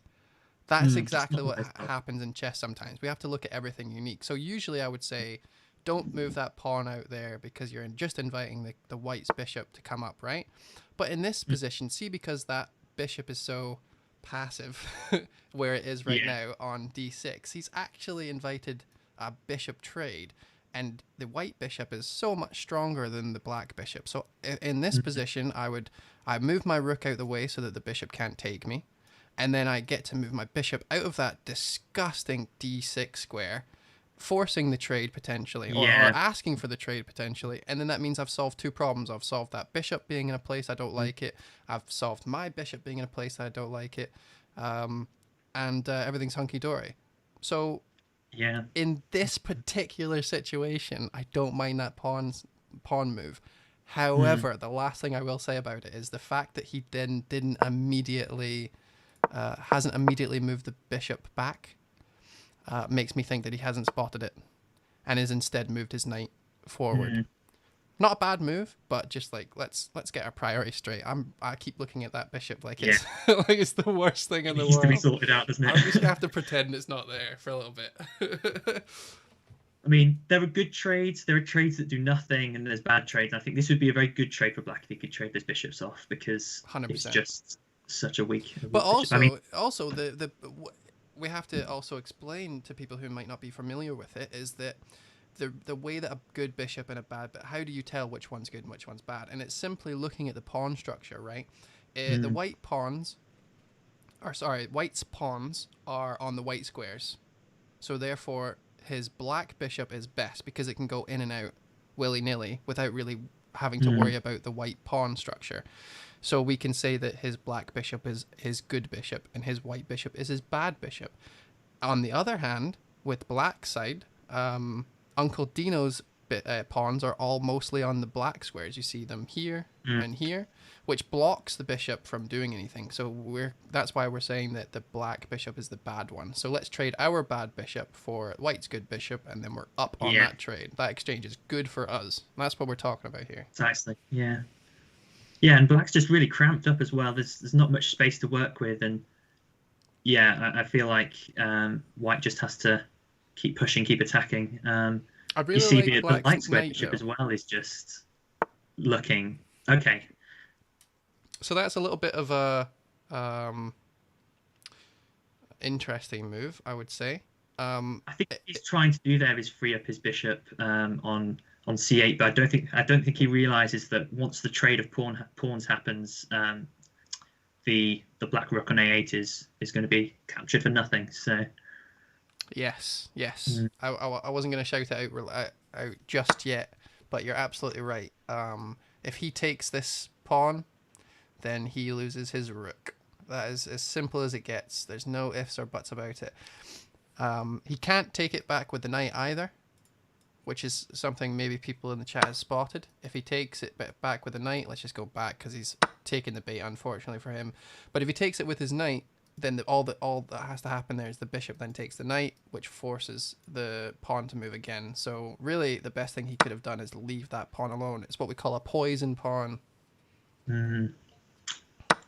Well, it's not really a poison pawn. I think you take a pawn for free, but it turns out not to be free later on. So it's just a really horrible pawn. And there the bishop goes down, or sorry, the rook goes down. And now our bishop, our white bishop, our good bishop, the only good bishop, is stuck. So now we've got two bad bishops and we're a pawn down. And our previous dirty bishop is still in that bloody spot. And you know what? You could try and get out of the pawn by the pin by moving the queen, but there are literally no squares that the queen can go to. No, the knight is very, very good.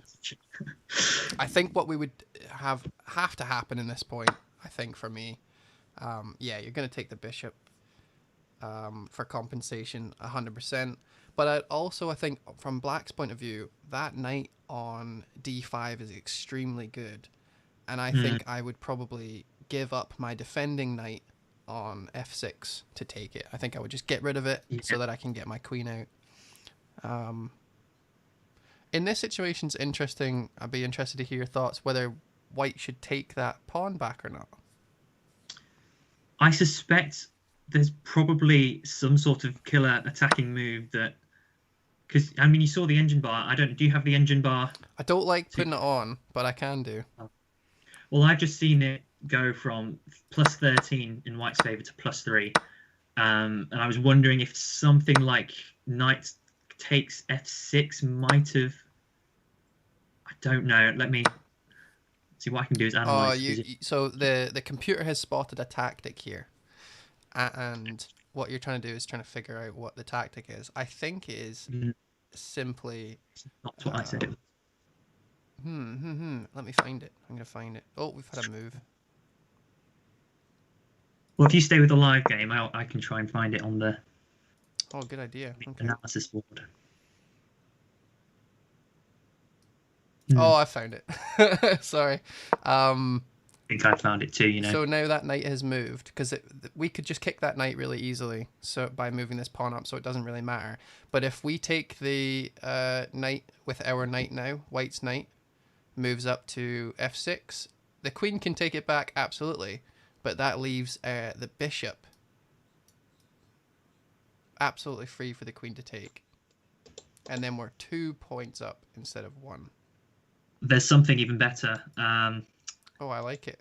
Well, I think a second. So if we go back to just before the pawn was taken, you can actually sacrifice the exchange, taking the bishop with the rook. And then we get the knight for free. Yeah, then you can take the knight for free. Not only that, it's actually checkmate next move. The king can only move to h8, which, and then. Oh, and then the bishop, takes. Or there. Wow, you're right. What a nice mate that would have been. So I'll just show the stream that then. And then we go to analyze. Well spotted. Well spotted. So I think that's the last time I'm going to actually flip the boards, because it is a bit of a pain when I want to put them on the thingy. So what we were saying there was, instead of taking that pawn, the rook takes there, queen retakes. That is then taken here. King can't go here because of the bishop, or here because the bishop has to go in the corner, and then that is checkmate. 2 knights and a bishop. Don't see that every day. That is sexy, is what we call it in the business. seeing the 2000s rating, we call that sexy. That's a sexy mate. And you know what? Unfortunately, there was another sexy mate, and it was the queening of the pawn to checkmate. That was. I'm so glad that you let him do that, because that was a belter. Right. So we've had a few moves since then. So we've got the queen. So, and then just what I spotted, because I'm not as good as the computer, but we've got a free bishop now. We're 2 pawns up, two pieces up. Sorry. Yeah. However, I think he could. Oh no, he can't do that. Oh my goodness, I nearly just lost him his knight or his queen. I was thinking like he can take that knight now, and then the bishop retakes, and then the queen takes. But then if you do that, the queen can just eat the other queen. That's not good. Yeah. So who do you think is winning? Well, yeah, white is 4-0 up, guys. That's what we're looking at. 4-0 up in this 75th minute. So I mean, you know, I think they could come back, but it would be a calamity error on white's part to let him come back into this game. So we've just we've retreated back to being in the line of fire to the rook. We have. I mean, yeah, you never know. It just takes one blunder, and the game can turn around in an instant. So yeah, I wouldn't say we're done yet, but it's certainly looking very, very tough. I'm trying to think if there's any, like, from this position, it's interesting for us as viewers to think, okay, yes, of course, black's losing. Black shouldn't be able to come back in this point. But what would I do if I was black? I would want my queen to get out of the position I've just put him in, unfortunately. But that, I don't think, is the greatest move ever, because now he's putting himself in between the rook. So now I'm wondering, like, is there any tactics here? Could I use my black knight, take his knight, and try and force something there with the rook discovery on the queen? Can I move my knight in any other way? Oh, you know what? Actually, I think I've spotted one. But he's threatening checkmate, so it doesn't matter. So we can't move this knight. Yeah, that knight is handily defending g7. But what if we... Is that not just a fork? If we... Oh, move the other pawn, mate. Hold on. Go back. If we move this pawn, is that not a fork? Yeah. I think he would be losing that knight. Is there anything else I can see? Oh, no. Oh, well... No, I don't think so. Because what happens then is... We move this pawn up. This takes this. The knight takes knight. Then we lose the queen to the pawn. And then we take his queen with our knight. And it's kind of all square. And it's a pretty decent trade. Mm-hmm. And trades, of course, they heavily favour white at this point. The more the position simplifies, the side with the more material is just going to eventually, I mean, it might take a while, but eventually they'll have done enough to win the game. So that was something that took me a little bit longer to fully grasp when I was learning, was that if, you know, how do we actually get to the point where I know I'm winning, I know I've got the better position, I've got the better pieces, I've got more of them usually. How do I capitalize? How do I actually get into the point where I've won? Do I still need to look for tactics? Do I need to set up, you know, pincers? Do I need to do blah, blah, blah, blah, blah? You don't have to do any of that shit, that stuff. All you have to do is just trade down. Trade down as in, I take his knight, he takes my knight. I take his bishop, he takes my bishop. I take his rook, he takes my rook. And, oh, would you look at that? I've got a rook and a queen ending versus just a queen. And all of a sudden, it's very easy to take all his pieces and he won't be able to do a single thing about it. Mm-hmm. Yeah, I mean, in fact, my match against Isaac was a case in point in the first game because I think he knew that very fact, because I would have loved to trade pieces when I was up a piece, but I think the best thing to do when you are losing is just to attack, try and create some sort of chances, because I mean that's what he did. He saw that he could, try and promote his central pawn, and you know, if he'd just let me trade down, I would have definitely won the game. So, well, assuming I didn't blunder, of course. So, yeah, 100%. Isaac in the chat said, "I don't know how this isn't mating too, because if you take the knight, then of course that stops the defense of Queen G7 mate. But you just open it back up and sort it out, and that's you." How long a delay is there?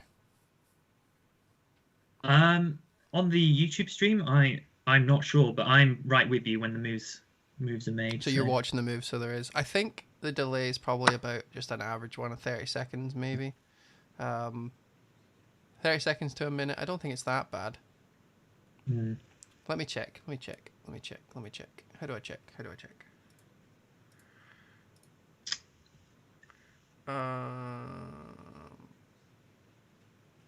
9:53, 8:40, 8:42. It's 20 seconds. 20 seconds delay. Okay, that's not too bad. Yeah, I mean, even here now, after that exchange of the bishop for the rook, the rook is more valuable. It's actually only really one piece up and a couple of pawns, but I think the attack has fizzled out somewhat, and David can breathe a bit of a sigh of relief for now. I mean, he's got to do something to turn this around still, but I don't think he's going to be checkmated if he's careful. I'm trying to figure out what I would do in White's position here to capitalize on it, but I think all he has to do is really just get that rook out. It's been babysitting this king, but there's no real danger of attack. I think it's safe to say you can bring your rook out now, mate. Come on, get it out. Get out for the lads. I want you to move that rook to A1, I think is my favourite place. You move the rook out, and then it's got this whole big fat file it can just mess about on. All that way. I mean... Or create your own file.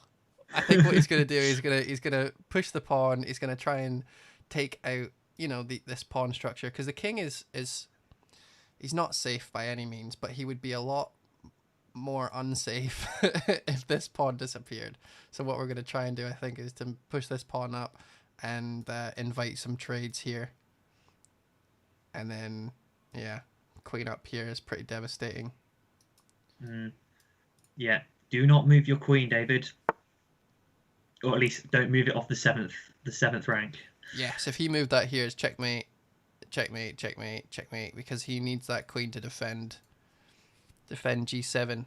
Like his life depended on it. This is, you know what? Obviously, these guys are rated a little bit less than the previous games, but you know what? There hasn't been that many blunders. There's been 2, and one, I guess. One main one. And we're a piece up, but Uncle Dino's actually done really well in keeping it together, because let's remember, when you lost a piece, you then lost 4 other pieces right away.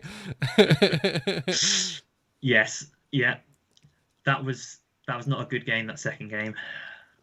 I actually liked your position a lot. Pieces were not coordinated one bit. Well, that was the problem. Your knight moved from the defensive area that it should have been in, and he kind of squeezed your queen away and then dominated on the right side. But I really liked your position beforehand, so I never felt it was a great position, to be honest, at any point. I was just trying my very best to get my knight to f6. Well, I mean, I was playing a bit passively before that point, maybe. What's he done? It's mate and 1. He's blundered. I don't know if he's blundered. He's blundered. Has he blundered? I don't know. He moved his queen. I was trying to get it to be a bit. Only he knows whether that was intentional or not. We'll have to ask. But yes, I hope so. You don't take a rook with a pawn knowing that. Yeah, he must have known that was a poison rook. Like, you take that, then it's game over. Don't move your queen. I think so. I think he knew. I was trying to make it suspenseful for the chat, and you were like, "Is it a blunder?" oh, am I joking? That was quite good though. I enjoyed that game. We've got a question from Owen. I think that's how you pronounce that name. Is it generally good practice to leave the pawn block in front of the castled king in a way that white currently has, i.e. only moving the pawns out when absolutely required? Yes, I think the best thing to do is just leave your pawns alone until you get to kind of mid-late game, and then give your king what's known as a flight square. So just move the pawn that's closest to the edge of the board up 1, just in case there's any of these shenanigans where the rook goes right down to that side, and then you don't want checkmate in 1 just because you haven't got a wee flight square for your king. Yeah, and especially when there's a lot of pieces on the board. Maybe later on towards the end, when a lot of the pieces are off the board, you might want to start advancing them up the board. But certainly, for the most part, you want to keep that protection for your king. 100%. And I know I've made fun of the move before, where I'm saying, why is your mate holding a pint glass with a pinky like that, etc. But generally, it's fine to make those moves and have the pawn move up 1. The problem with it is that it's a waste of time unless you're at a point in the game where it could be a threat that a rook could get down to your rank, your king's rank. So that's all I meant by that. We have an aborted game, and it's 1-1. Yes. I think they're just restarting. I think the time was wrong. Let's see. So it was quite a good starting game between these two. It was very even. I think if we didn't have that, blunder where we just lost that bishop. I mean, a bishop rook exchange isn't that big of a deal at this level, I don't think. Because like you said, there's only ever one blunder away from the game completely swapping. Yeah, I think he took advantage of that bad bishop really well, actually. It's a really strong attack. I'm just trying to get the players to get going with the second game. I think there's a bit of were they confusion. worried that we weren't ready? I don't know. To be honest. Tell them to go. I want to watch Black Box. No, I'm joking. Who watches Black Box, honestly? I've only seen it twice. Don't tell Az. Really? It's really, really good. No, actually, I watched it the other day, and I really enjoyed it. I thought it was really, really good. It's So too good. It makes me tinker. I don't like that. that's a sign of a good podcast. Yeah. Right, they're underway. I should also say, actually, this afternoon I put a poll in our group chat for the tournament because I was thinking. So the rules are if a game, or the rules were if a game finishes 1-1, then and only then do you go to an FPL head-to-head as a kind of tiebreak, and the winner gets an extra point on the leaderboard. So it's like 3 points for a win, 1 for a draw. But if it's a draw, the winner of the FPL head-to-head gets a bonus point. But I was thinking about that, and I was like, it's first of all, it's pot luck which game week you. What if this is a free hit for me and for you, you're just getting by game week 18 with 7 players? Yeah, it's not so much that, but I was thinking, wouldn't it be better to have a head-to-head for every single match, not just the matches that finish as draws, and then every single player their scores for 5 different weeks are all going to count. And so I put that to the chat, and most people, well, everyone said yes, that's fine. They voted on it. So the rules have changed, in case you didn't realise. So what does that mean now then? So if Uncle Dino wins this one, what happens? Regardless of what happens, it's going to be so David Strom is Uncle Dino. If he wins this game, it'll be 1 apiece, won't it? Yeah. Well, it doesn't actually matter. Regardless of the result of this game, there's going to be an FPL head-to-head for a bonus point. So we're doing FPL every single week. So basically, you're hoping you have a good game week as well as a good chess game. Yeah. So I wanted it to be mainly, the bulk of it to be based on chess ability, so that the leagues, we don't get kind of someone getting promoted to a league where they're really out of their depth because of great FPL scores. I did want that bit of extra element to it. So yeah, it's 3 points for a win in the chess, but only 1 point for a win in FPL head-to-head. So they're kind of like bonus points. I got you. So it'll be 3 points to PDFC1, but if Uncle Dino does better in FPL, it's going to be 3 points to 1 point. Is that how that would work? So are you saying if this game ends? Say this game ends and PDFC1 wins, does he get the 3 points? Yes, that's right. But what if then Uncle Dino wins in the head-to-head FPL week? Would he get a bonus point? Yeah. So you could still, you could actually both lose both games and lose the game week head-to-head, and you're actually 0 points, and your opponent's got 4 points. Yeah, that is rough, man. I like that a lot. Just piling on the misery, you a blunder. For example, for you could lose the head-to-head. How's your team looking this week, mate? I'm not free hitting, and I'm going to be rolling with. I haven't decided yet. Either 8 or 9 players. Is that -8 or -4? No, so I'm a bit annoyed really because I had the bright idea of wildcarding in game week 17, and I built a team that was going to be perfect. It's going to be 10 players for the blank game week, and then 15 I was going to bench boost next week. Of course, I should have really thought there are going to be postponements. So if I can do the wild card, if I could have, I've lost the ability to speak. That's now. okay. If there was if it was a perfect world, then you would have had 10 players and you would have been all fine. But Aston Villa are no longer playing, so you've lost Martinez and Grealish. Watkins. But yeah, I mean, if I'd wildcarded this week, I could have still put out 10 players this week at least. But never mind. I'm just going to ride it out and hope for a really good double game week. But fair play. See what happens. What are your plans? You're free hitting, right? Yeah, I'm just gonna free hit. I was thinking about wildcarding, but I don't want to be in a position where I wildcard in hopes that next week stays the same. Because next week hasn't stayed the same in a long time. So I'm just going to free hit and stop myself the heartache. And at least if this game week goes tits up, then at least I've probably got still about 8 players playing. I haven't let myself have any more than 3 players per fixture. So if I've got any Man City players, I'm not picking a Brighton player. If I've got any Burnley players, then I'm not going to pick a Man United player, etc., etc. So they're all one-sided things.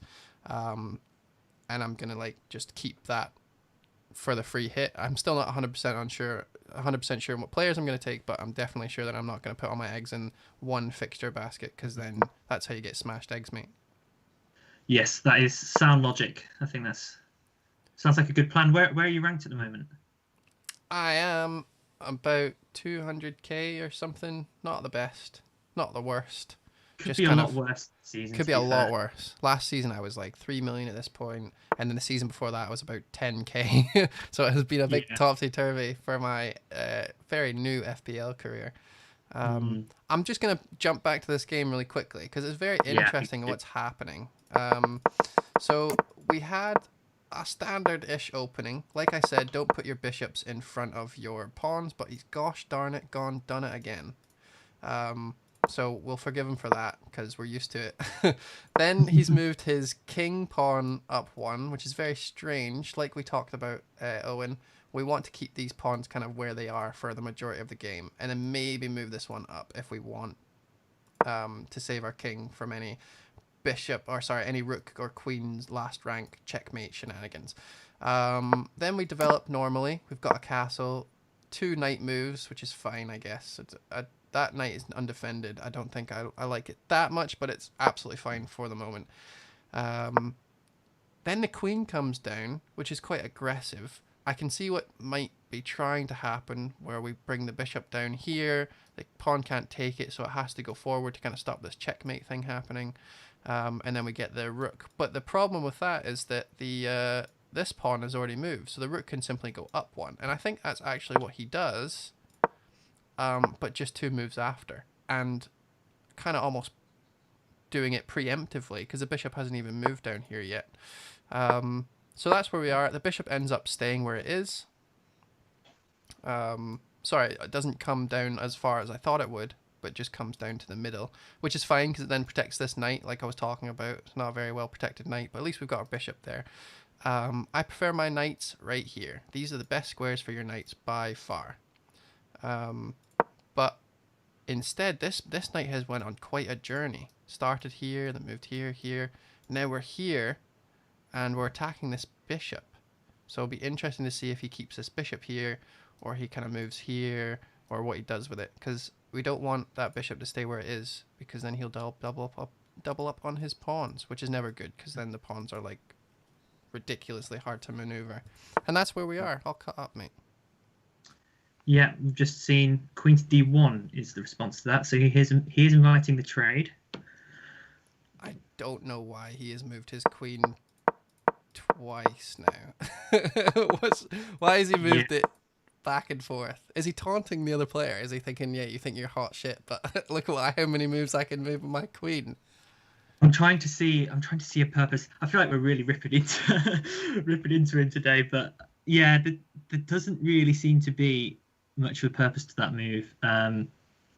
Yeah, I think that's something that kind of people who aren't as experienced in chess can fall into.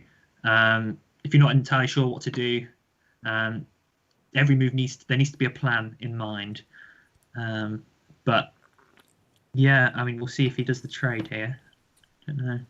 I think it's a good move, doubling up the opponent's pawns, and we see that is in fact what happens. Hopefully he does take back, because then we've got what we were looking for. But that knight has went on some journey. It's journeyed to the center, then the other side, then back in. And actually, the other knight that he has could come down to exactly where he just was, because now that pawn is undefended, and that's going to have to get babysat a little bit as well. Yeah, I mean, the one good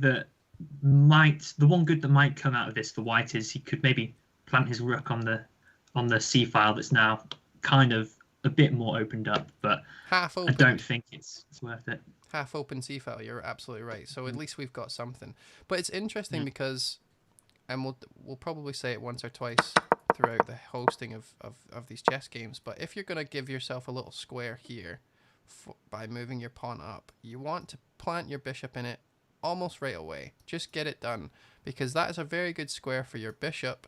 But it also means that you haven't done this pawn move for no reason, right? You want to make everything you do with kind of purpose. So I really hope that he finally finds a good square for at least one of his bishops in these two games. You're right. I'm really doing a number on him, but I don't mean it. It's just something I think if I was watching this and someone didn't say it, I would explode. So I'm just gonna say it. Yeah, that's fair. Yeah. Interesting. So He has done that move. We've seen the knight move. He's really wanting that pawn, mate. yeah, this is another really tricky position. I mean, how can you defend it You can push anyway? it up. That's the best way, isn't it? Oh, we're Ooh. kicking the knight. We're inviting a very dirty knight. Now, interestingly enough, now I know he probably will take the bishop after he does this. So he moves the knight, takes that pawn that we're talking about. He is now forking the bishop on c1 and the rook on f2. Now, I know it is really tempting to take the bishop here, but that knight is such a nuisance. Such a nuisance that I think I would instead just try and basically fortify that position for the knight because it's so annoying. And yeah, that's going to be a thorn in the side of David for a long time if he is able to cement it there. yeah, I can see a different thing that he could do. If he does take the bishop and the queen then takes back, it means that the b pawn is undefended and that bishop can just take it. However, if he notices that and he realizes that queen has to stay there, he can always just either take with the knight or take with the rook. So there's a few options. And we don't want to be playing hope chess. Have you heard that before? Hope chess, where you make a move, you know it's not the best. You're just going to play hope chess and hope that he makes the wrong move. Never good, never optimal. But we play it all the time, by the way. Even where I am, I've seen positions where I'm like, you know what, it'd be really awesome if he just didn't do that. But I don't know if he'll have enough time to spot it. I'm just going to do it anyway. And then, of course, they spot it and I ruin my perfectly decent game. But, yeah, unfortunately, that's the way the cookie crumbles. How do you think Black is playing this game? I think it's a much, much more decisive game. Yeah, I'm impressed. I think he's kind of managing the space very well. He's controlling the center with his pawns. He's developing his piece as well. I think that's the problem with David's position. He's been very cramped in both games. He's almost a bit like I was actually in my second game. He's just got no space for his pieces, and they're all kind of stuck doing not a lot. And if you can have a really solid defensive setup, then that's okay, I guess. But if there's just one or two weaknesses, then they can be exploited, and the lack of space can eventually just be crushing for you. That's a good move. That's quite a nice. I mean, it could go down in the category of hope chess, but I think it's the move I would make, honestly. We talked about it earlier, and I was thinking that is a brilliant place for his bishop, if only this rook wasn't able to go here because he lifted the pawn up beforehand, which we didn't like, but hey, it helped the rook defend this move. But now the rook can't go there because the knight's going to be taking it. So how do we defend it? If we move the pawn up, then the rook's gone. And we've just traded a bishop for a rook. And that rook is doing a duty right now, trying to defend this whole situation because we've not really got many defenders over here. The other option is to move the knight in front. That's like the this. only option. He spotted it. Did he actually do it? Because it looked like I did it there. I literally picked up. You can see it in 20 seconds. Look at this screen. Looked like I just did it. It made a noise. And I was like, wait, what? So he spotted the move. He's now going to have to get his bishop out of there.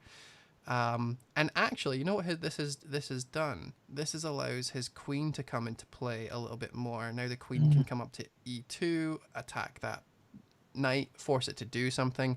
I would love it if I was white and he took my bishop. I would love it for a few reasons. Number one, that bishop is doing nothing. It's not moved. It's sitting looking at a pawn wall. It can't move to b2 because the knight's there anyway, ready to swipe it up as soon as it moves. It is stuck in the worst possible way. So if he took my bishop, then I would be able to take it back with the rook, which puts the rook on the half file like you were talking about, or semi file. A lot of people call it different things. It means that I can start getting a really decent attack going where I can move my c3 knight and start kicking that queen about. I can move it here in the d5 square and fortify it with a pawn movement up. It can be kicked really easily there, but you know, we do have that option to take the bishop. He is instead going to castle long and lose his bishop. Please, Wow. please explain this to me, Joel. I was about to say that, you know, for all the things we've been saying about David's position, the material count is very close to equal. Black's just a pawn up. And now, yeah, I can't explain that. I don't know if he forgot that the knight is now preventing, like, the pin is no longer there because of the knight move. The pawn's free to take the bishop now. I do that a lot, by the way. You're like eight lines deep in your analysis, and you forget the very first thing you said, which was, I need to move my bishop back. And you spend all this time worrying about what side I'm going to castle, and if I should take that bishop with my knight. How do I fortify my knight? And you go, right, okay, fine, I'll just castle first, and then we'll deal with it later. And then I'm like, oh, the bishop! And that's probably exactly what's just happened. An unfortunate blunder, but it actually is quite good for us, because it makes the game a bit more interesting. Now Black seems to be on the attack, on the back foot, having been attacking for so long. The king isn't necessarily the best defended piece in the world for white. And I love that he's castled long, because then that means that we're going to see some marching pawns. Have you ever seen that movie, March of the Pawns? It's a pretty good movie. I haven't seen that, no. All the penguins die at the end, but the pawns do really well for themselves. And here we go, the march has started. Thanks for the spoilers. I'm just kidding. I don't think I've seen it, actually. All I know is that it was Morgan Freeman's voice. Right, okay. Yeah. Well, yeah, I mean, Black may be a piece down here, but this is one of those where his position, yeah, if he just keeps marching these pawns up the board and brings his rook, his d8 rook over, there could be a really brutal attack. The king is now wide open, the white king, so... 100%. He's left that thorn in there as well. He's decided to leave that knight where it is, which is perfect because it stops the rook from coming up and over. It stops the queen from advancing over to the e where he would prefer it potentially, so that it can come up and maybe try and defend the knight or something. You know, I think if I had to pick between here and here for my queen, I would definitely pick here, but we'll see. He's got to try and kick that knight. I mean, not now, but he has got to try and kick that knight out by attacking it with his queen. Yeah, eventually he's going to have to do that so that he can get rid of this tricky knight. He's done it too early, though, and the reason why we were both saying not now at some point is because now the marching of the pawn can continue. It actually is going to really affect White's chances of keeping that knight alive. So what we're going to do is we're going to take the bishop now. It's actually a better thing to do now, because then that means that we're forcing a trade, and then we push the pawn up one, and then that knight can't move out of the way because it's blocking the queen.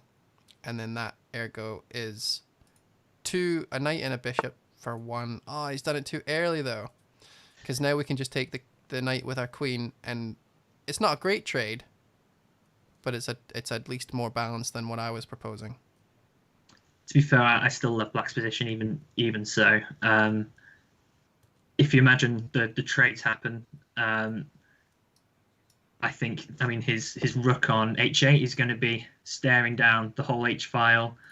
Yeah, I still think actually this could be a potentially winning attack for Black. I don't know. The queen and the rook can probably do a job defending for now, but it's not the end of the world, I'd say. The answer is actually to not take the pawn back, interestingly enough. Really? Because if you do that, if you take it back, then the queen checks you.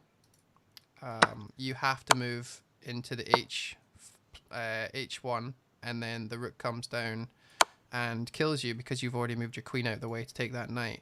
So what the best move, I think, would you play instead of taking? Because I mean, surely there's. I think I'd probably move my king to h1 anyway. I mean, it's hard. You're gonna lose a rook, but it's better than losing the game.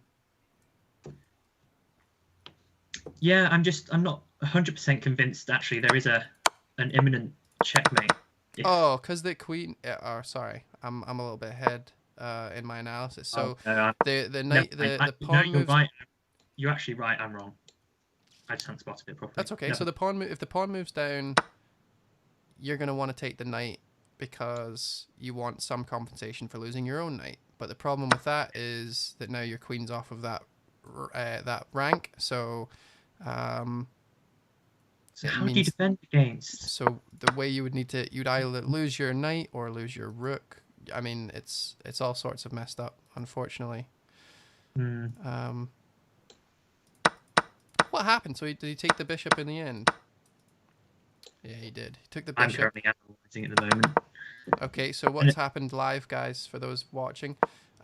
Queen moved up, which was bad because then the bishop goes... sorry, the pawn goes down, attacking this knight, which is pinned. So that's not great. But instead of attacking the knight like we were talking about, he's just absolutely moved his king out of the way. The knight has come down and taken the bishop, which forces us to trade, which we have done, and then we lose our knight. And then now it is very close to checkmate with the queen taking the pawn back. And we are looking at... I think he's done in about 6 moves or so. Don't know if there's a way to stop it. I've got the added help of the engine, but it's all over now after that rook g1 move. Yeah. We're just waiting for the inevitable. So queen has to go in front, and then it doesn't matter what you take back with, it's still checkmate. There was a way to defend it. Like, or to survive for a little bit longer. Instead of moving the rook back, you move the rook up, and then you could move it over, and then you'd stop that. But the only problem is with that, and I'll show you after the live actually happens, but is that you actually have another rook. So not only do you have that rook which is causing havoc, but you can actually get rid of it, and you've got another rook right up there beside the king ready to just come over and do the exact same thing. Only now is that you've gotten rid of a really key defender in its place. So unfortunate for white. Good game though. He did well. He kept it going for a while. What did your analysis say? Well, there was a point, it didn't actually happen in the game, but there was a point where the computer was favouring white for some reason, and I was very confused. I think that would have been if he recaptured the pawn at some stage, but I'm not going to go back and analyse it now. There was some way for white to defend this, but it was very hard to spot. So, well, I was thinking queen here. I was thinking... Oh, I'll need to press the analyze button. Every time I press it, though, I miss a move. So we'll go back to a few. If he takes him here, which is... You know, he wants to do, that's fine.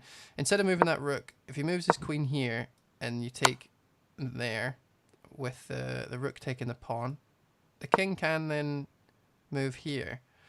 It doesn't really defend it for very long, because then you've got this kind of move, and that's checkmate, and he can't get anywhere. So you are surviving for a little bit.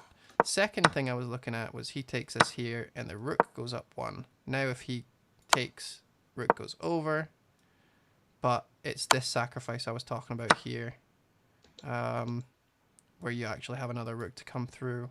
I don't think that's the best move though. But yeah, this position's not as bad as you'd think, right? Because we've got... I don't mind that. So he could have done that. I think rook up would have survived. He's still a pawn up. He's still got a kind of almost passed pawn. He's got a good bishop against a knight, which is it's very open game on the right hand side. So I'd say I'd favour the bishop. The rook's probably in a better position because it can get to the rank with momentum by checking the king. So all sorts of good things could have happened for black. He's still in a much better position, but you'd favour this over white for sure. And let's just go back. It's really hard to defend that. Yeah, unfortunately. Checkmate. Queen has moved. His only move. GG, Uncle Dino. That is 2-0. And the full 3 points on the leaderboard. I believe, so this is Coleman Ferreira on Twitter. I believe he has now has a record of won one and lost one in the chess. So yeah, it was a good game, I thought. Perfect. FPL Glasto says, God, it's just distracting listening to you two, but I love streaming. GG's, Dave. That's really funny. I feel like he's not supposed to be listening to us at all. He's not. See what's going on there. That's funny. To be fair, though, I don't think that any move lasted more than 20, or any thinking lasted really more than 20 seconds, except for the very last one, really. Hopefully the delay didn't matter too much. No, that's fine though. He lost anyway, I think. So it's okay. But that was really, really good. I enjoyed those games. I think they were much more entertaining, having all the blunders, because it meant the game's that boring. No, I don't mean that. I meant the games usually are quite one-sided when a blunder happens where I'm from.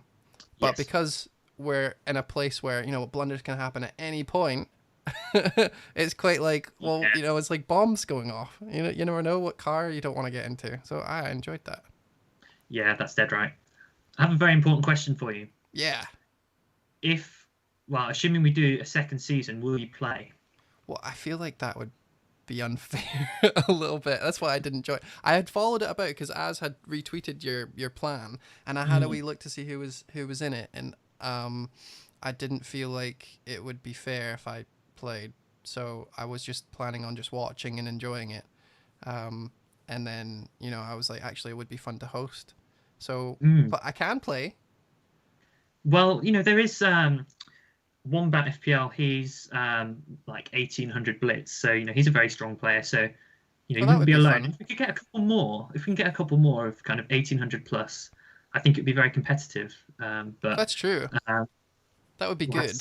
Is he the only 1800? He jumped in hoping that he's going to be like, I don't know, Galatasaray or something. Was just absolutely smashing the league.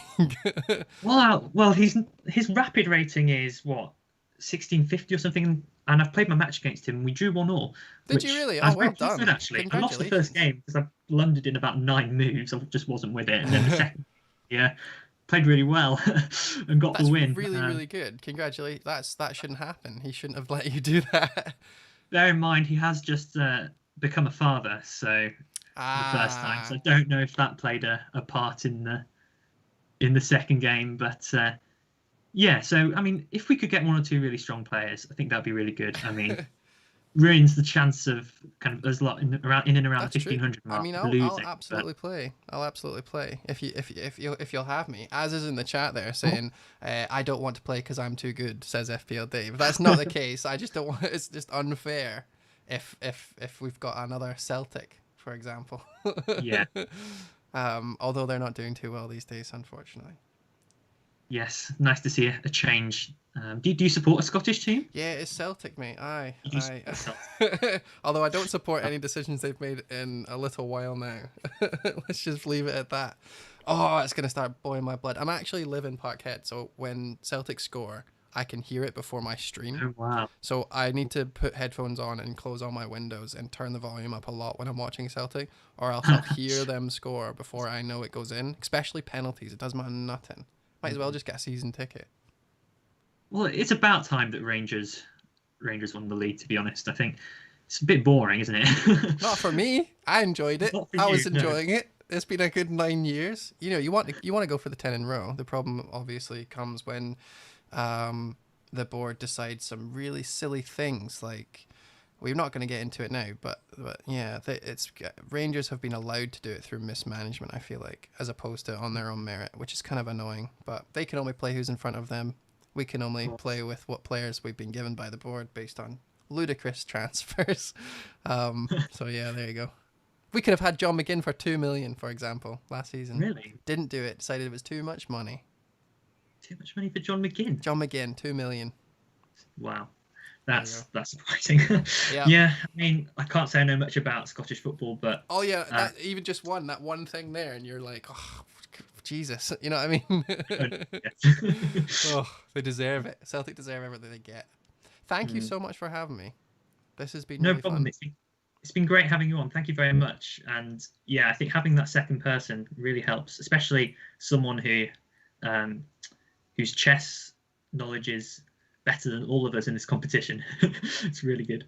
I honestly don't think that I was as good as what that you were suggesting, but I had a lot of fun trying to think of puns. That was really good. I was doing a lot of Yes. FPL related stuff.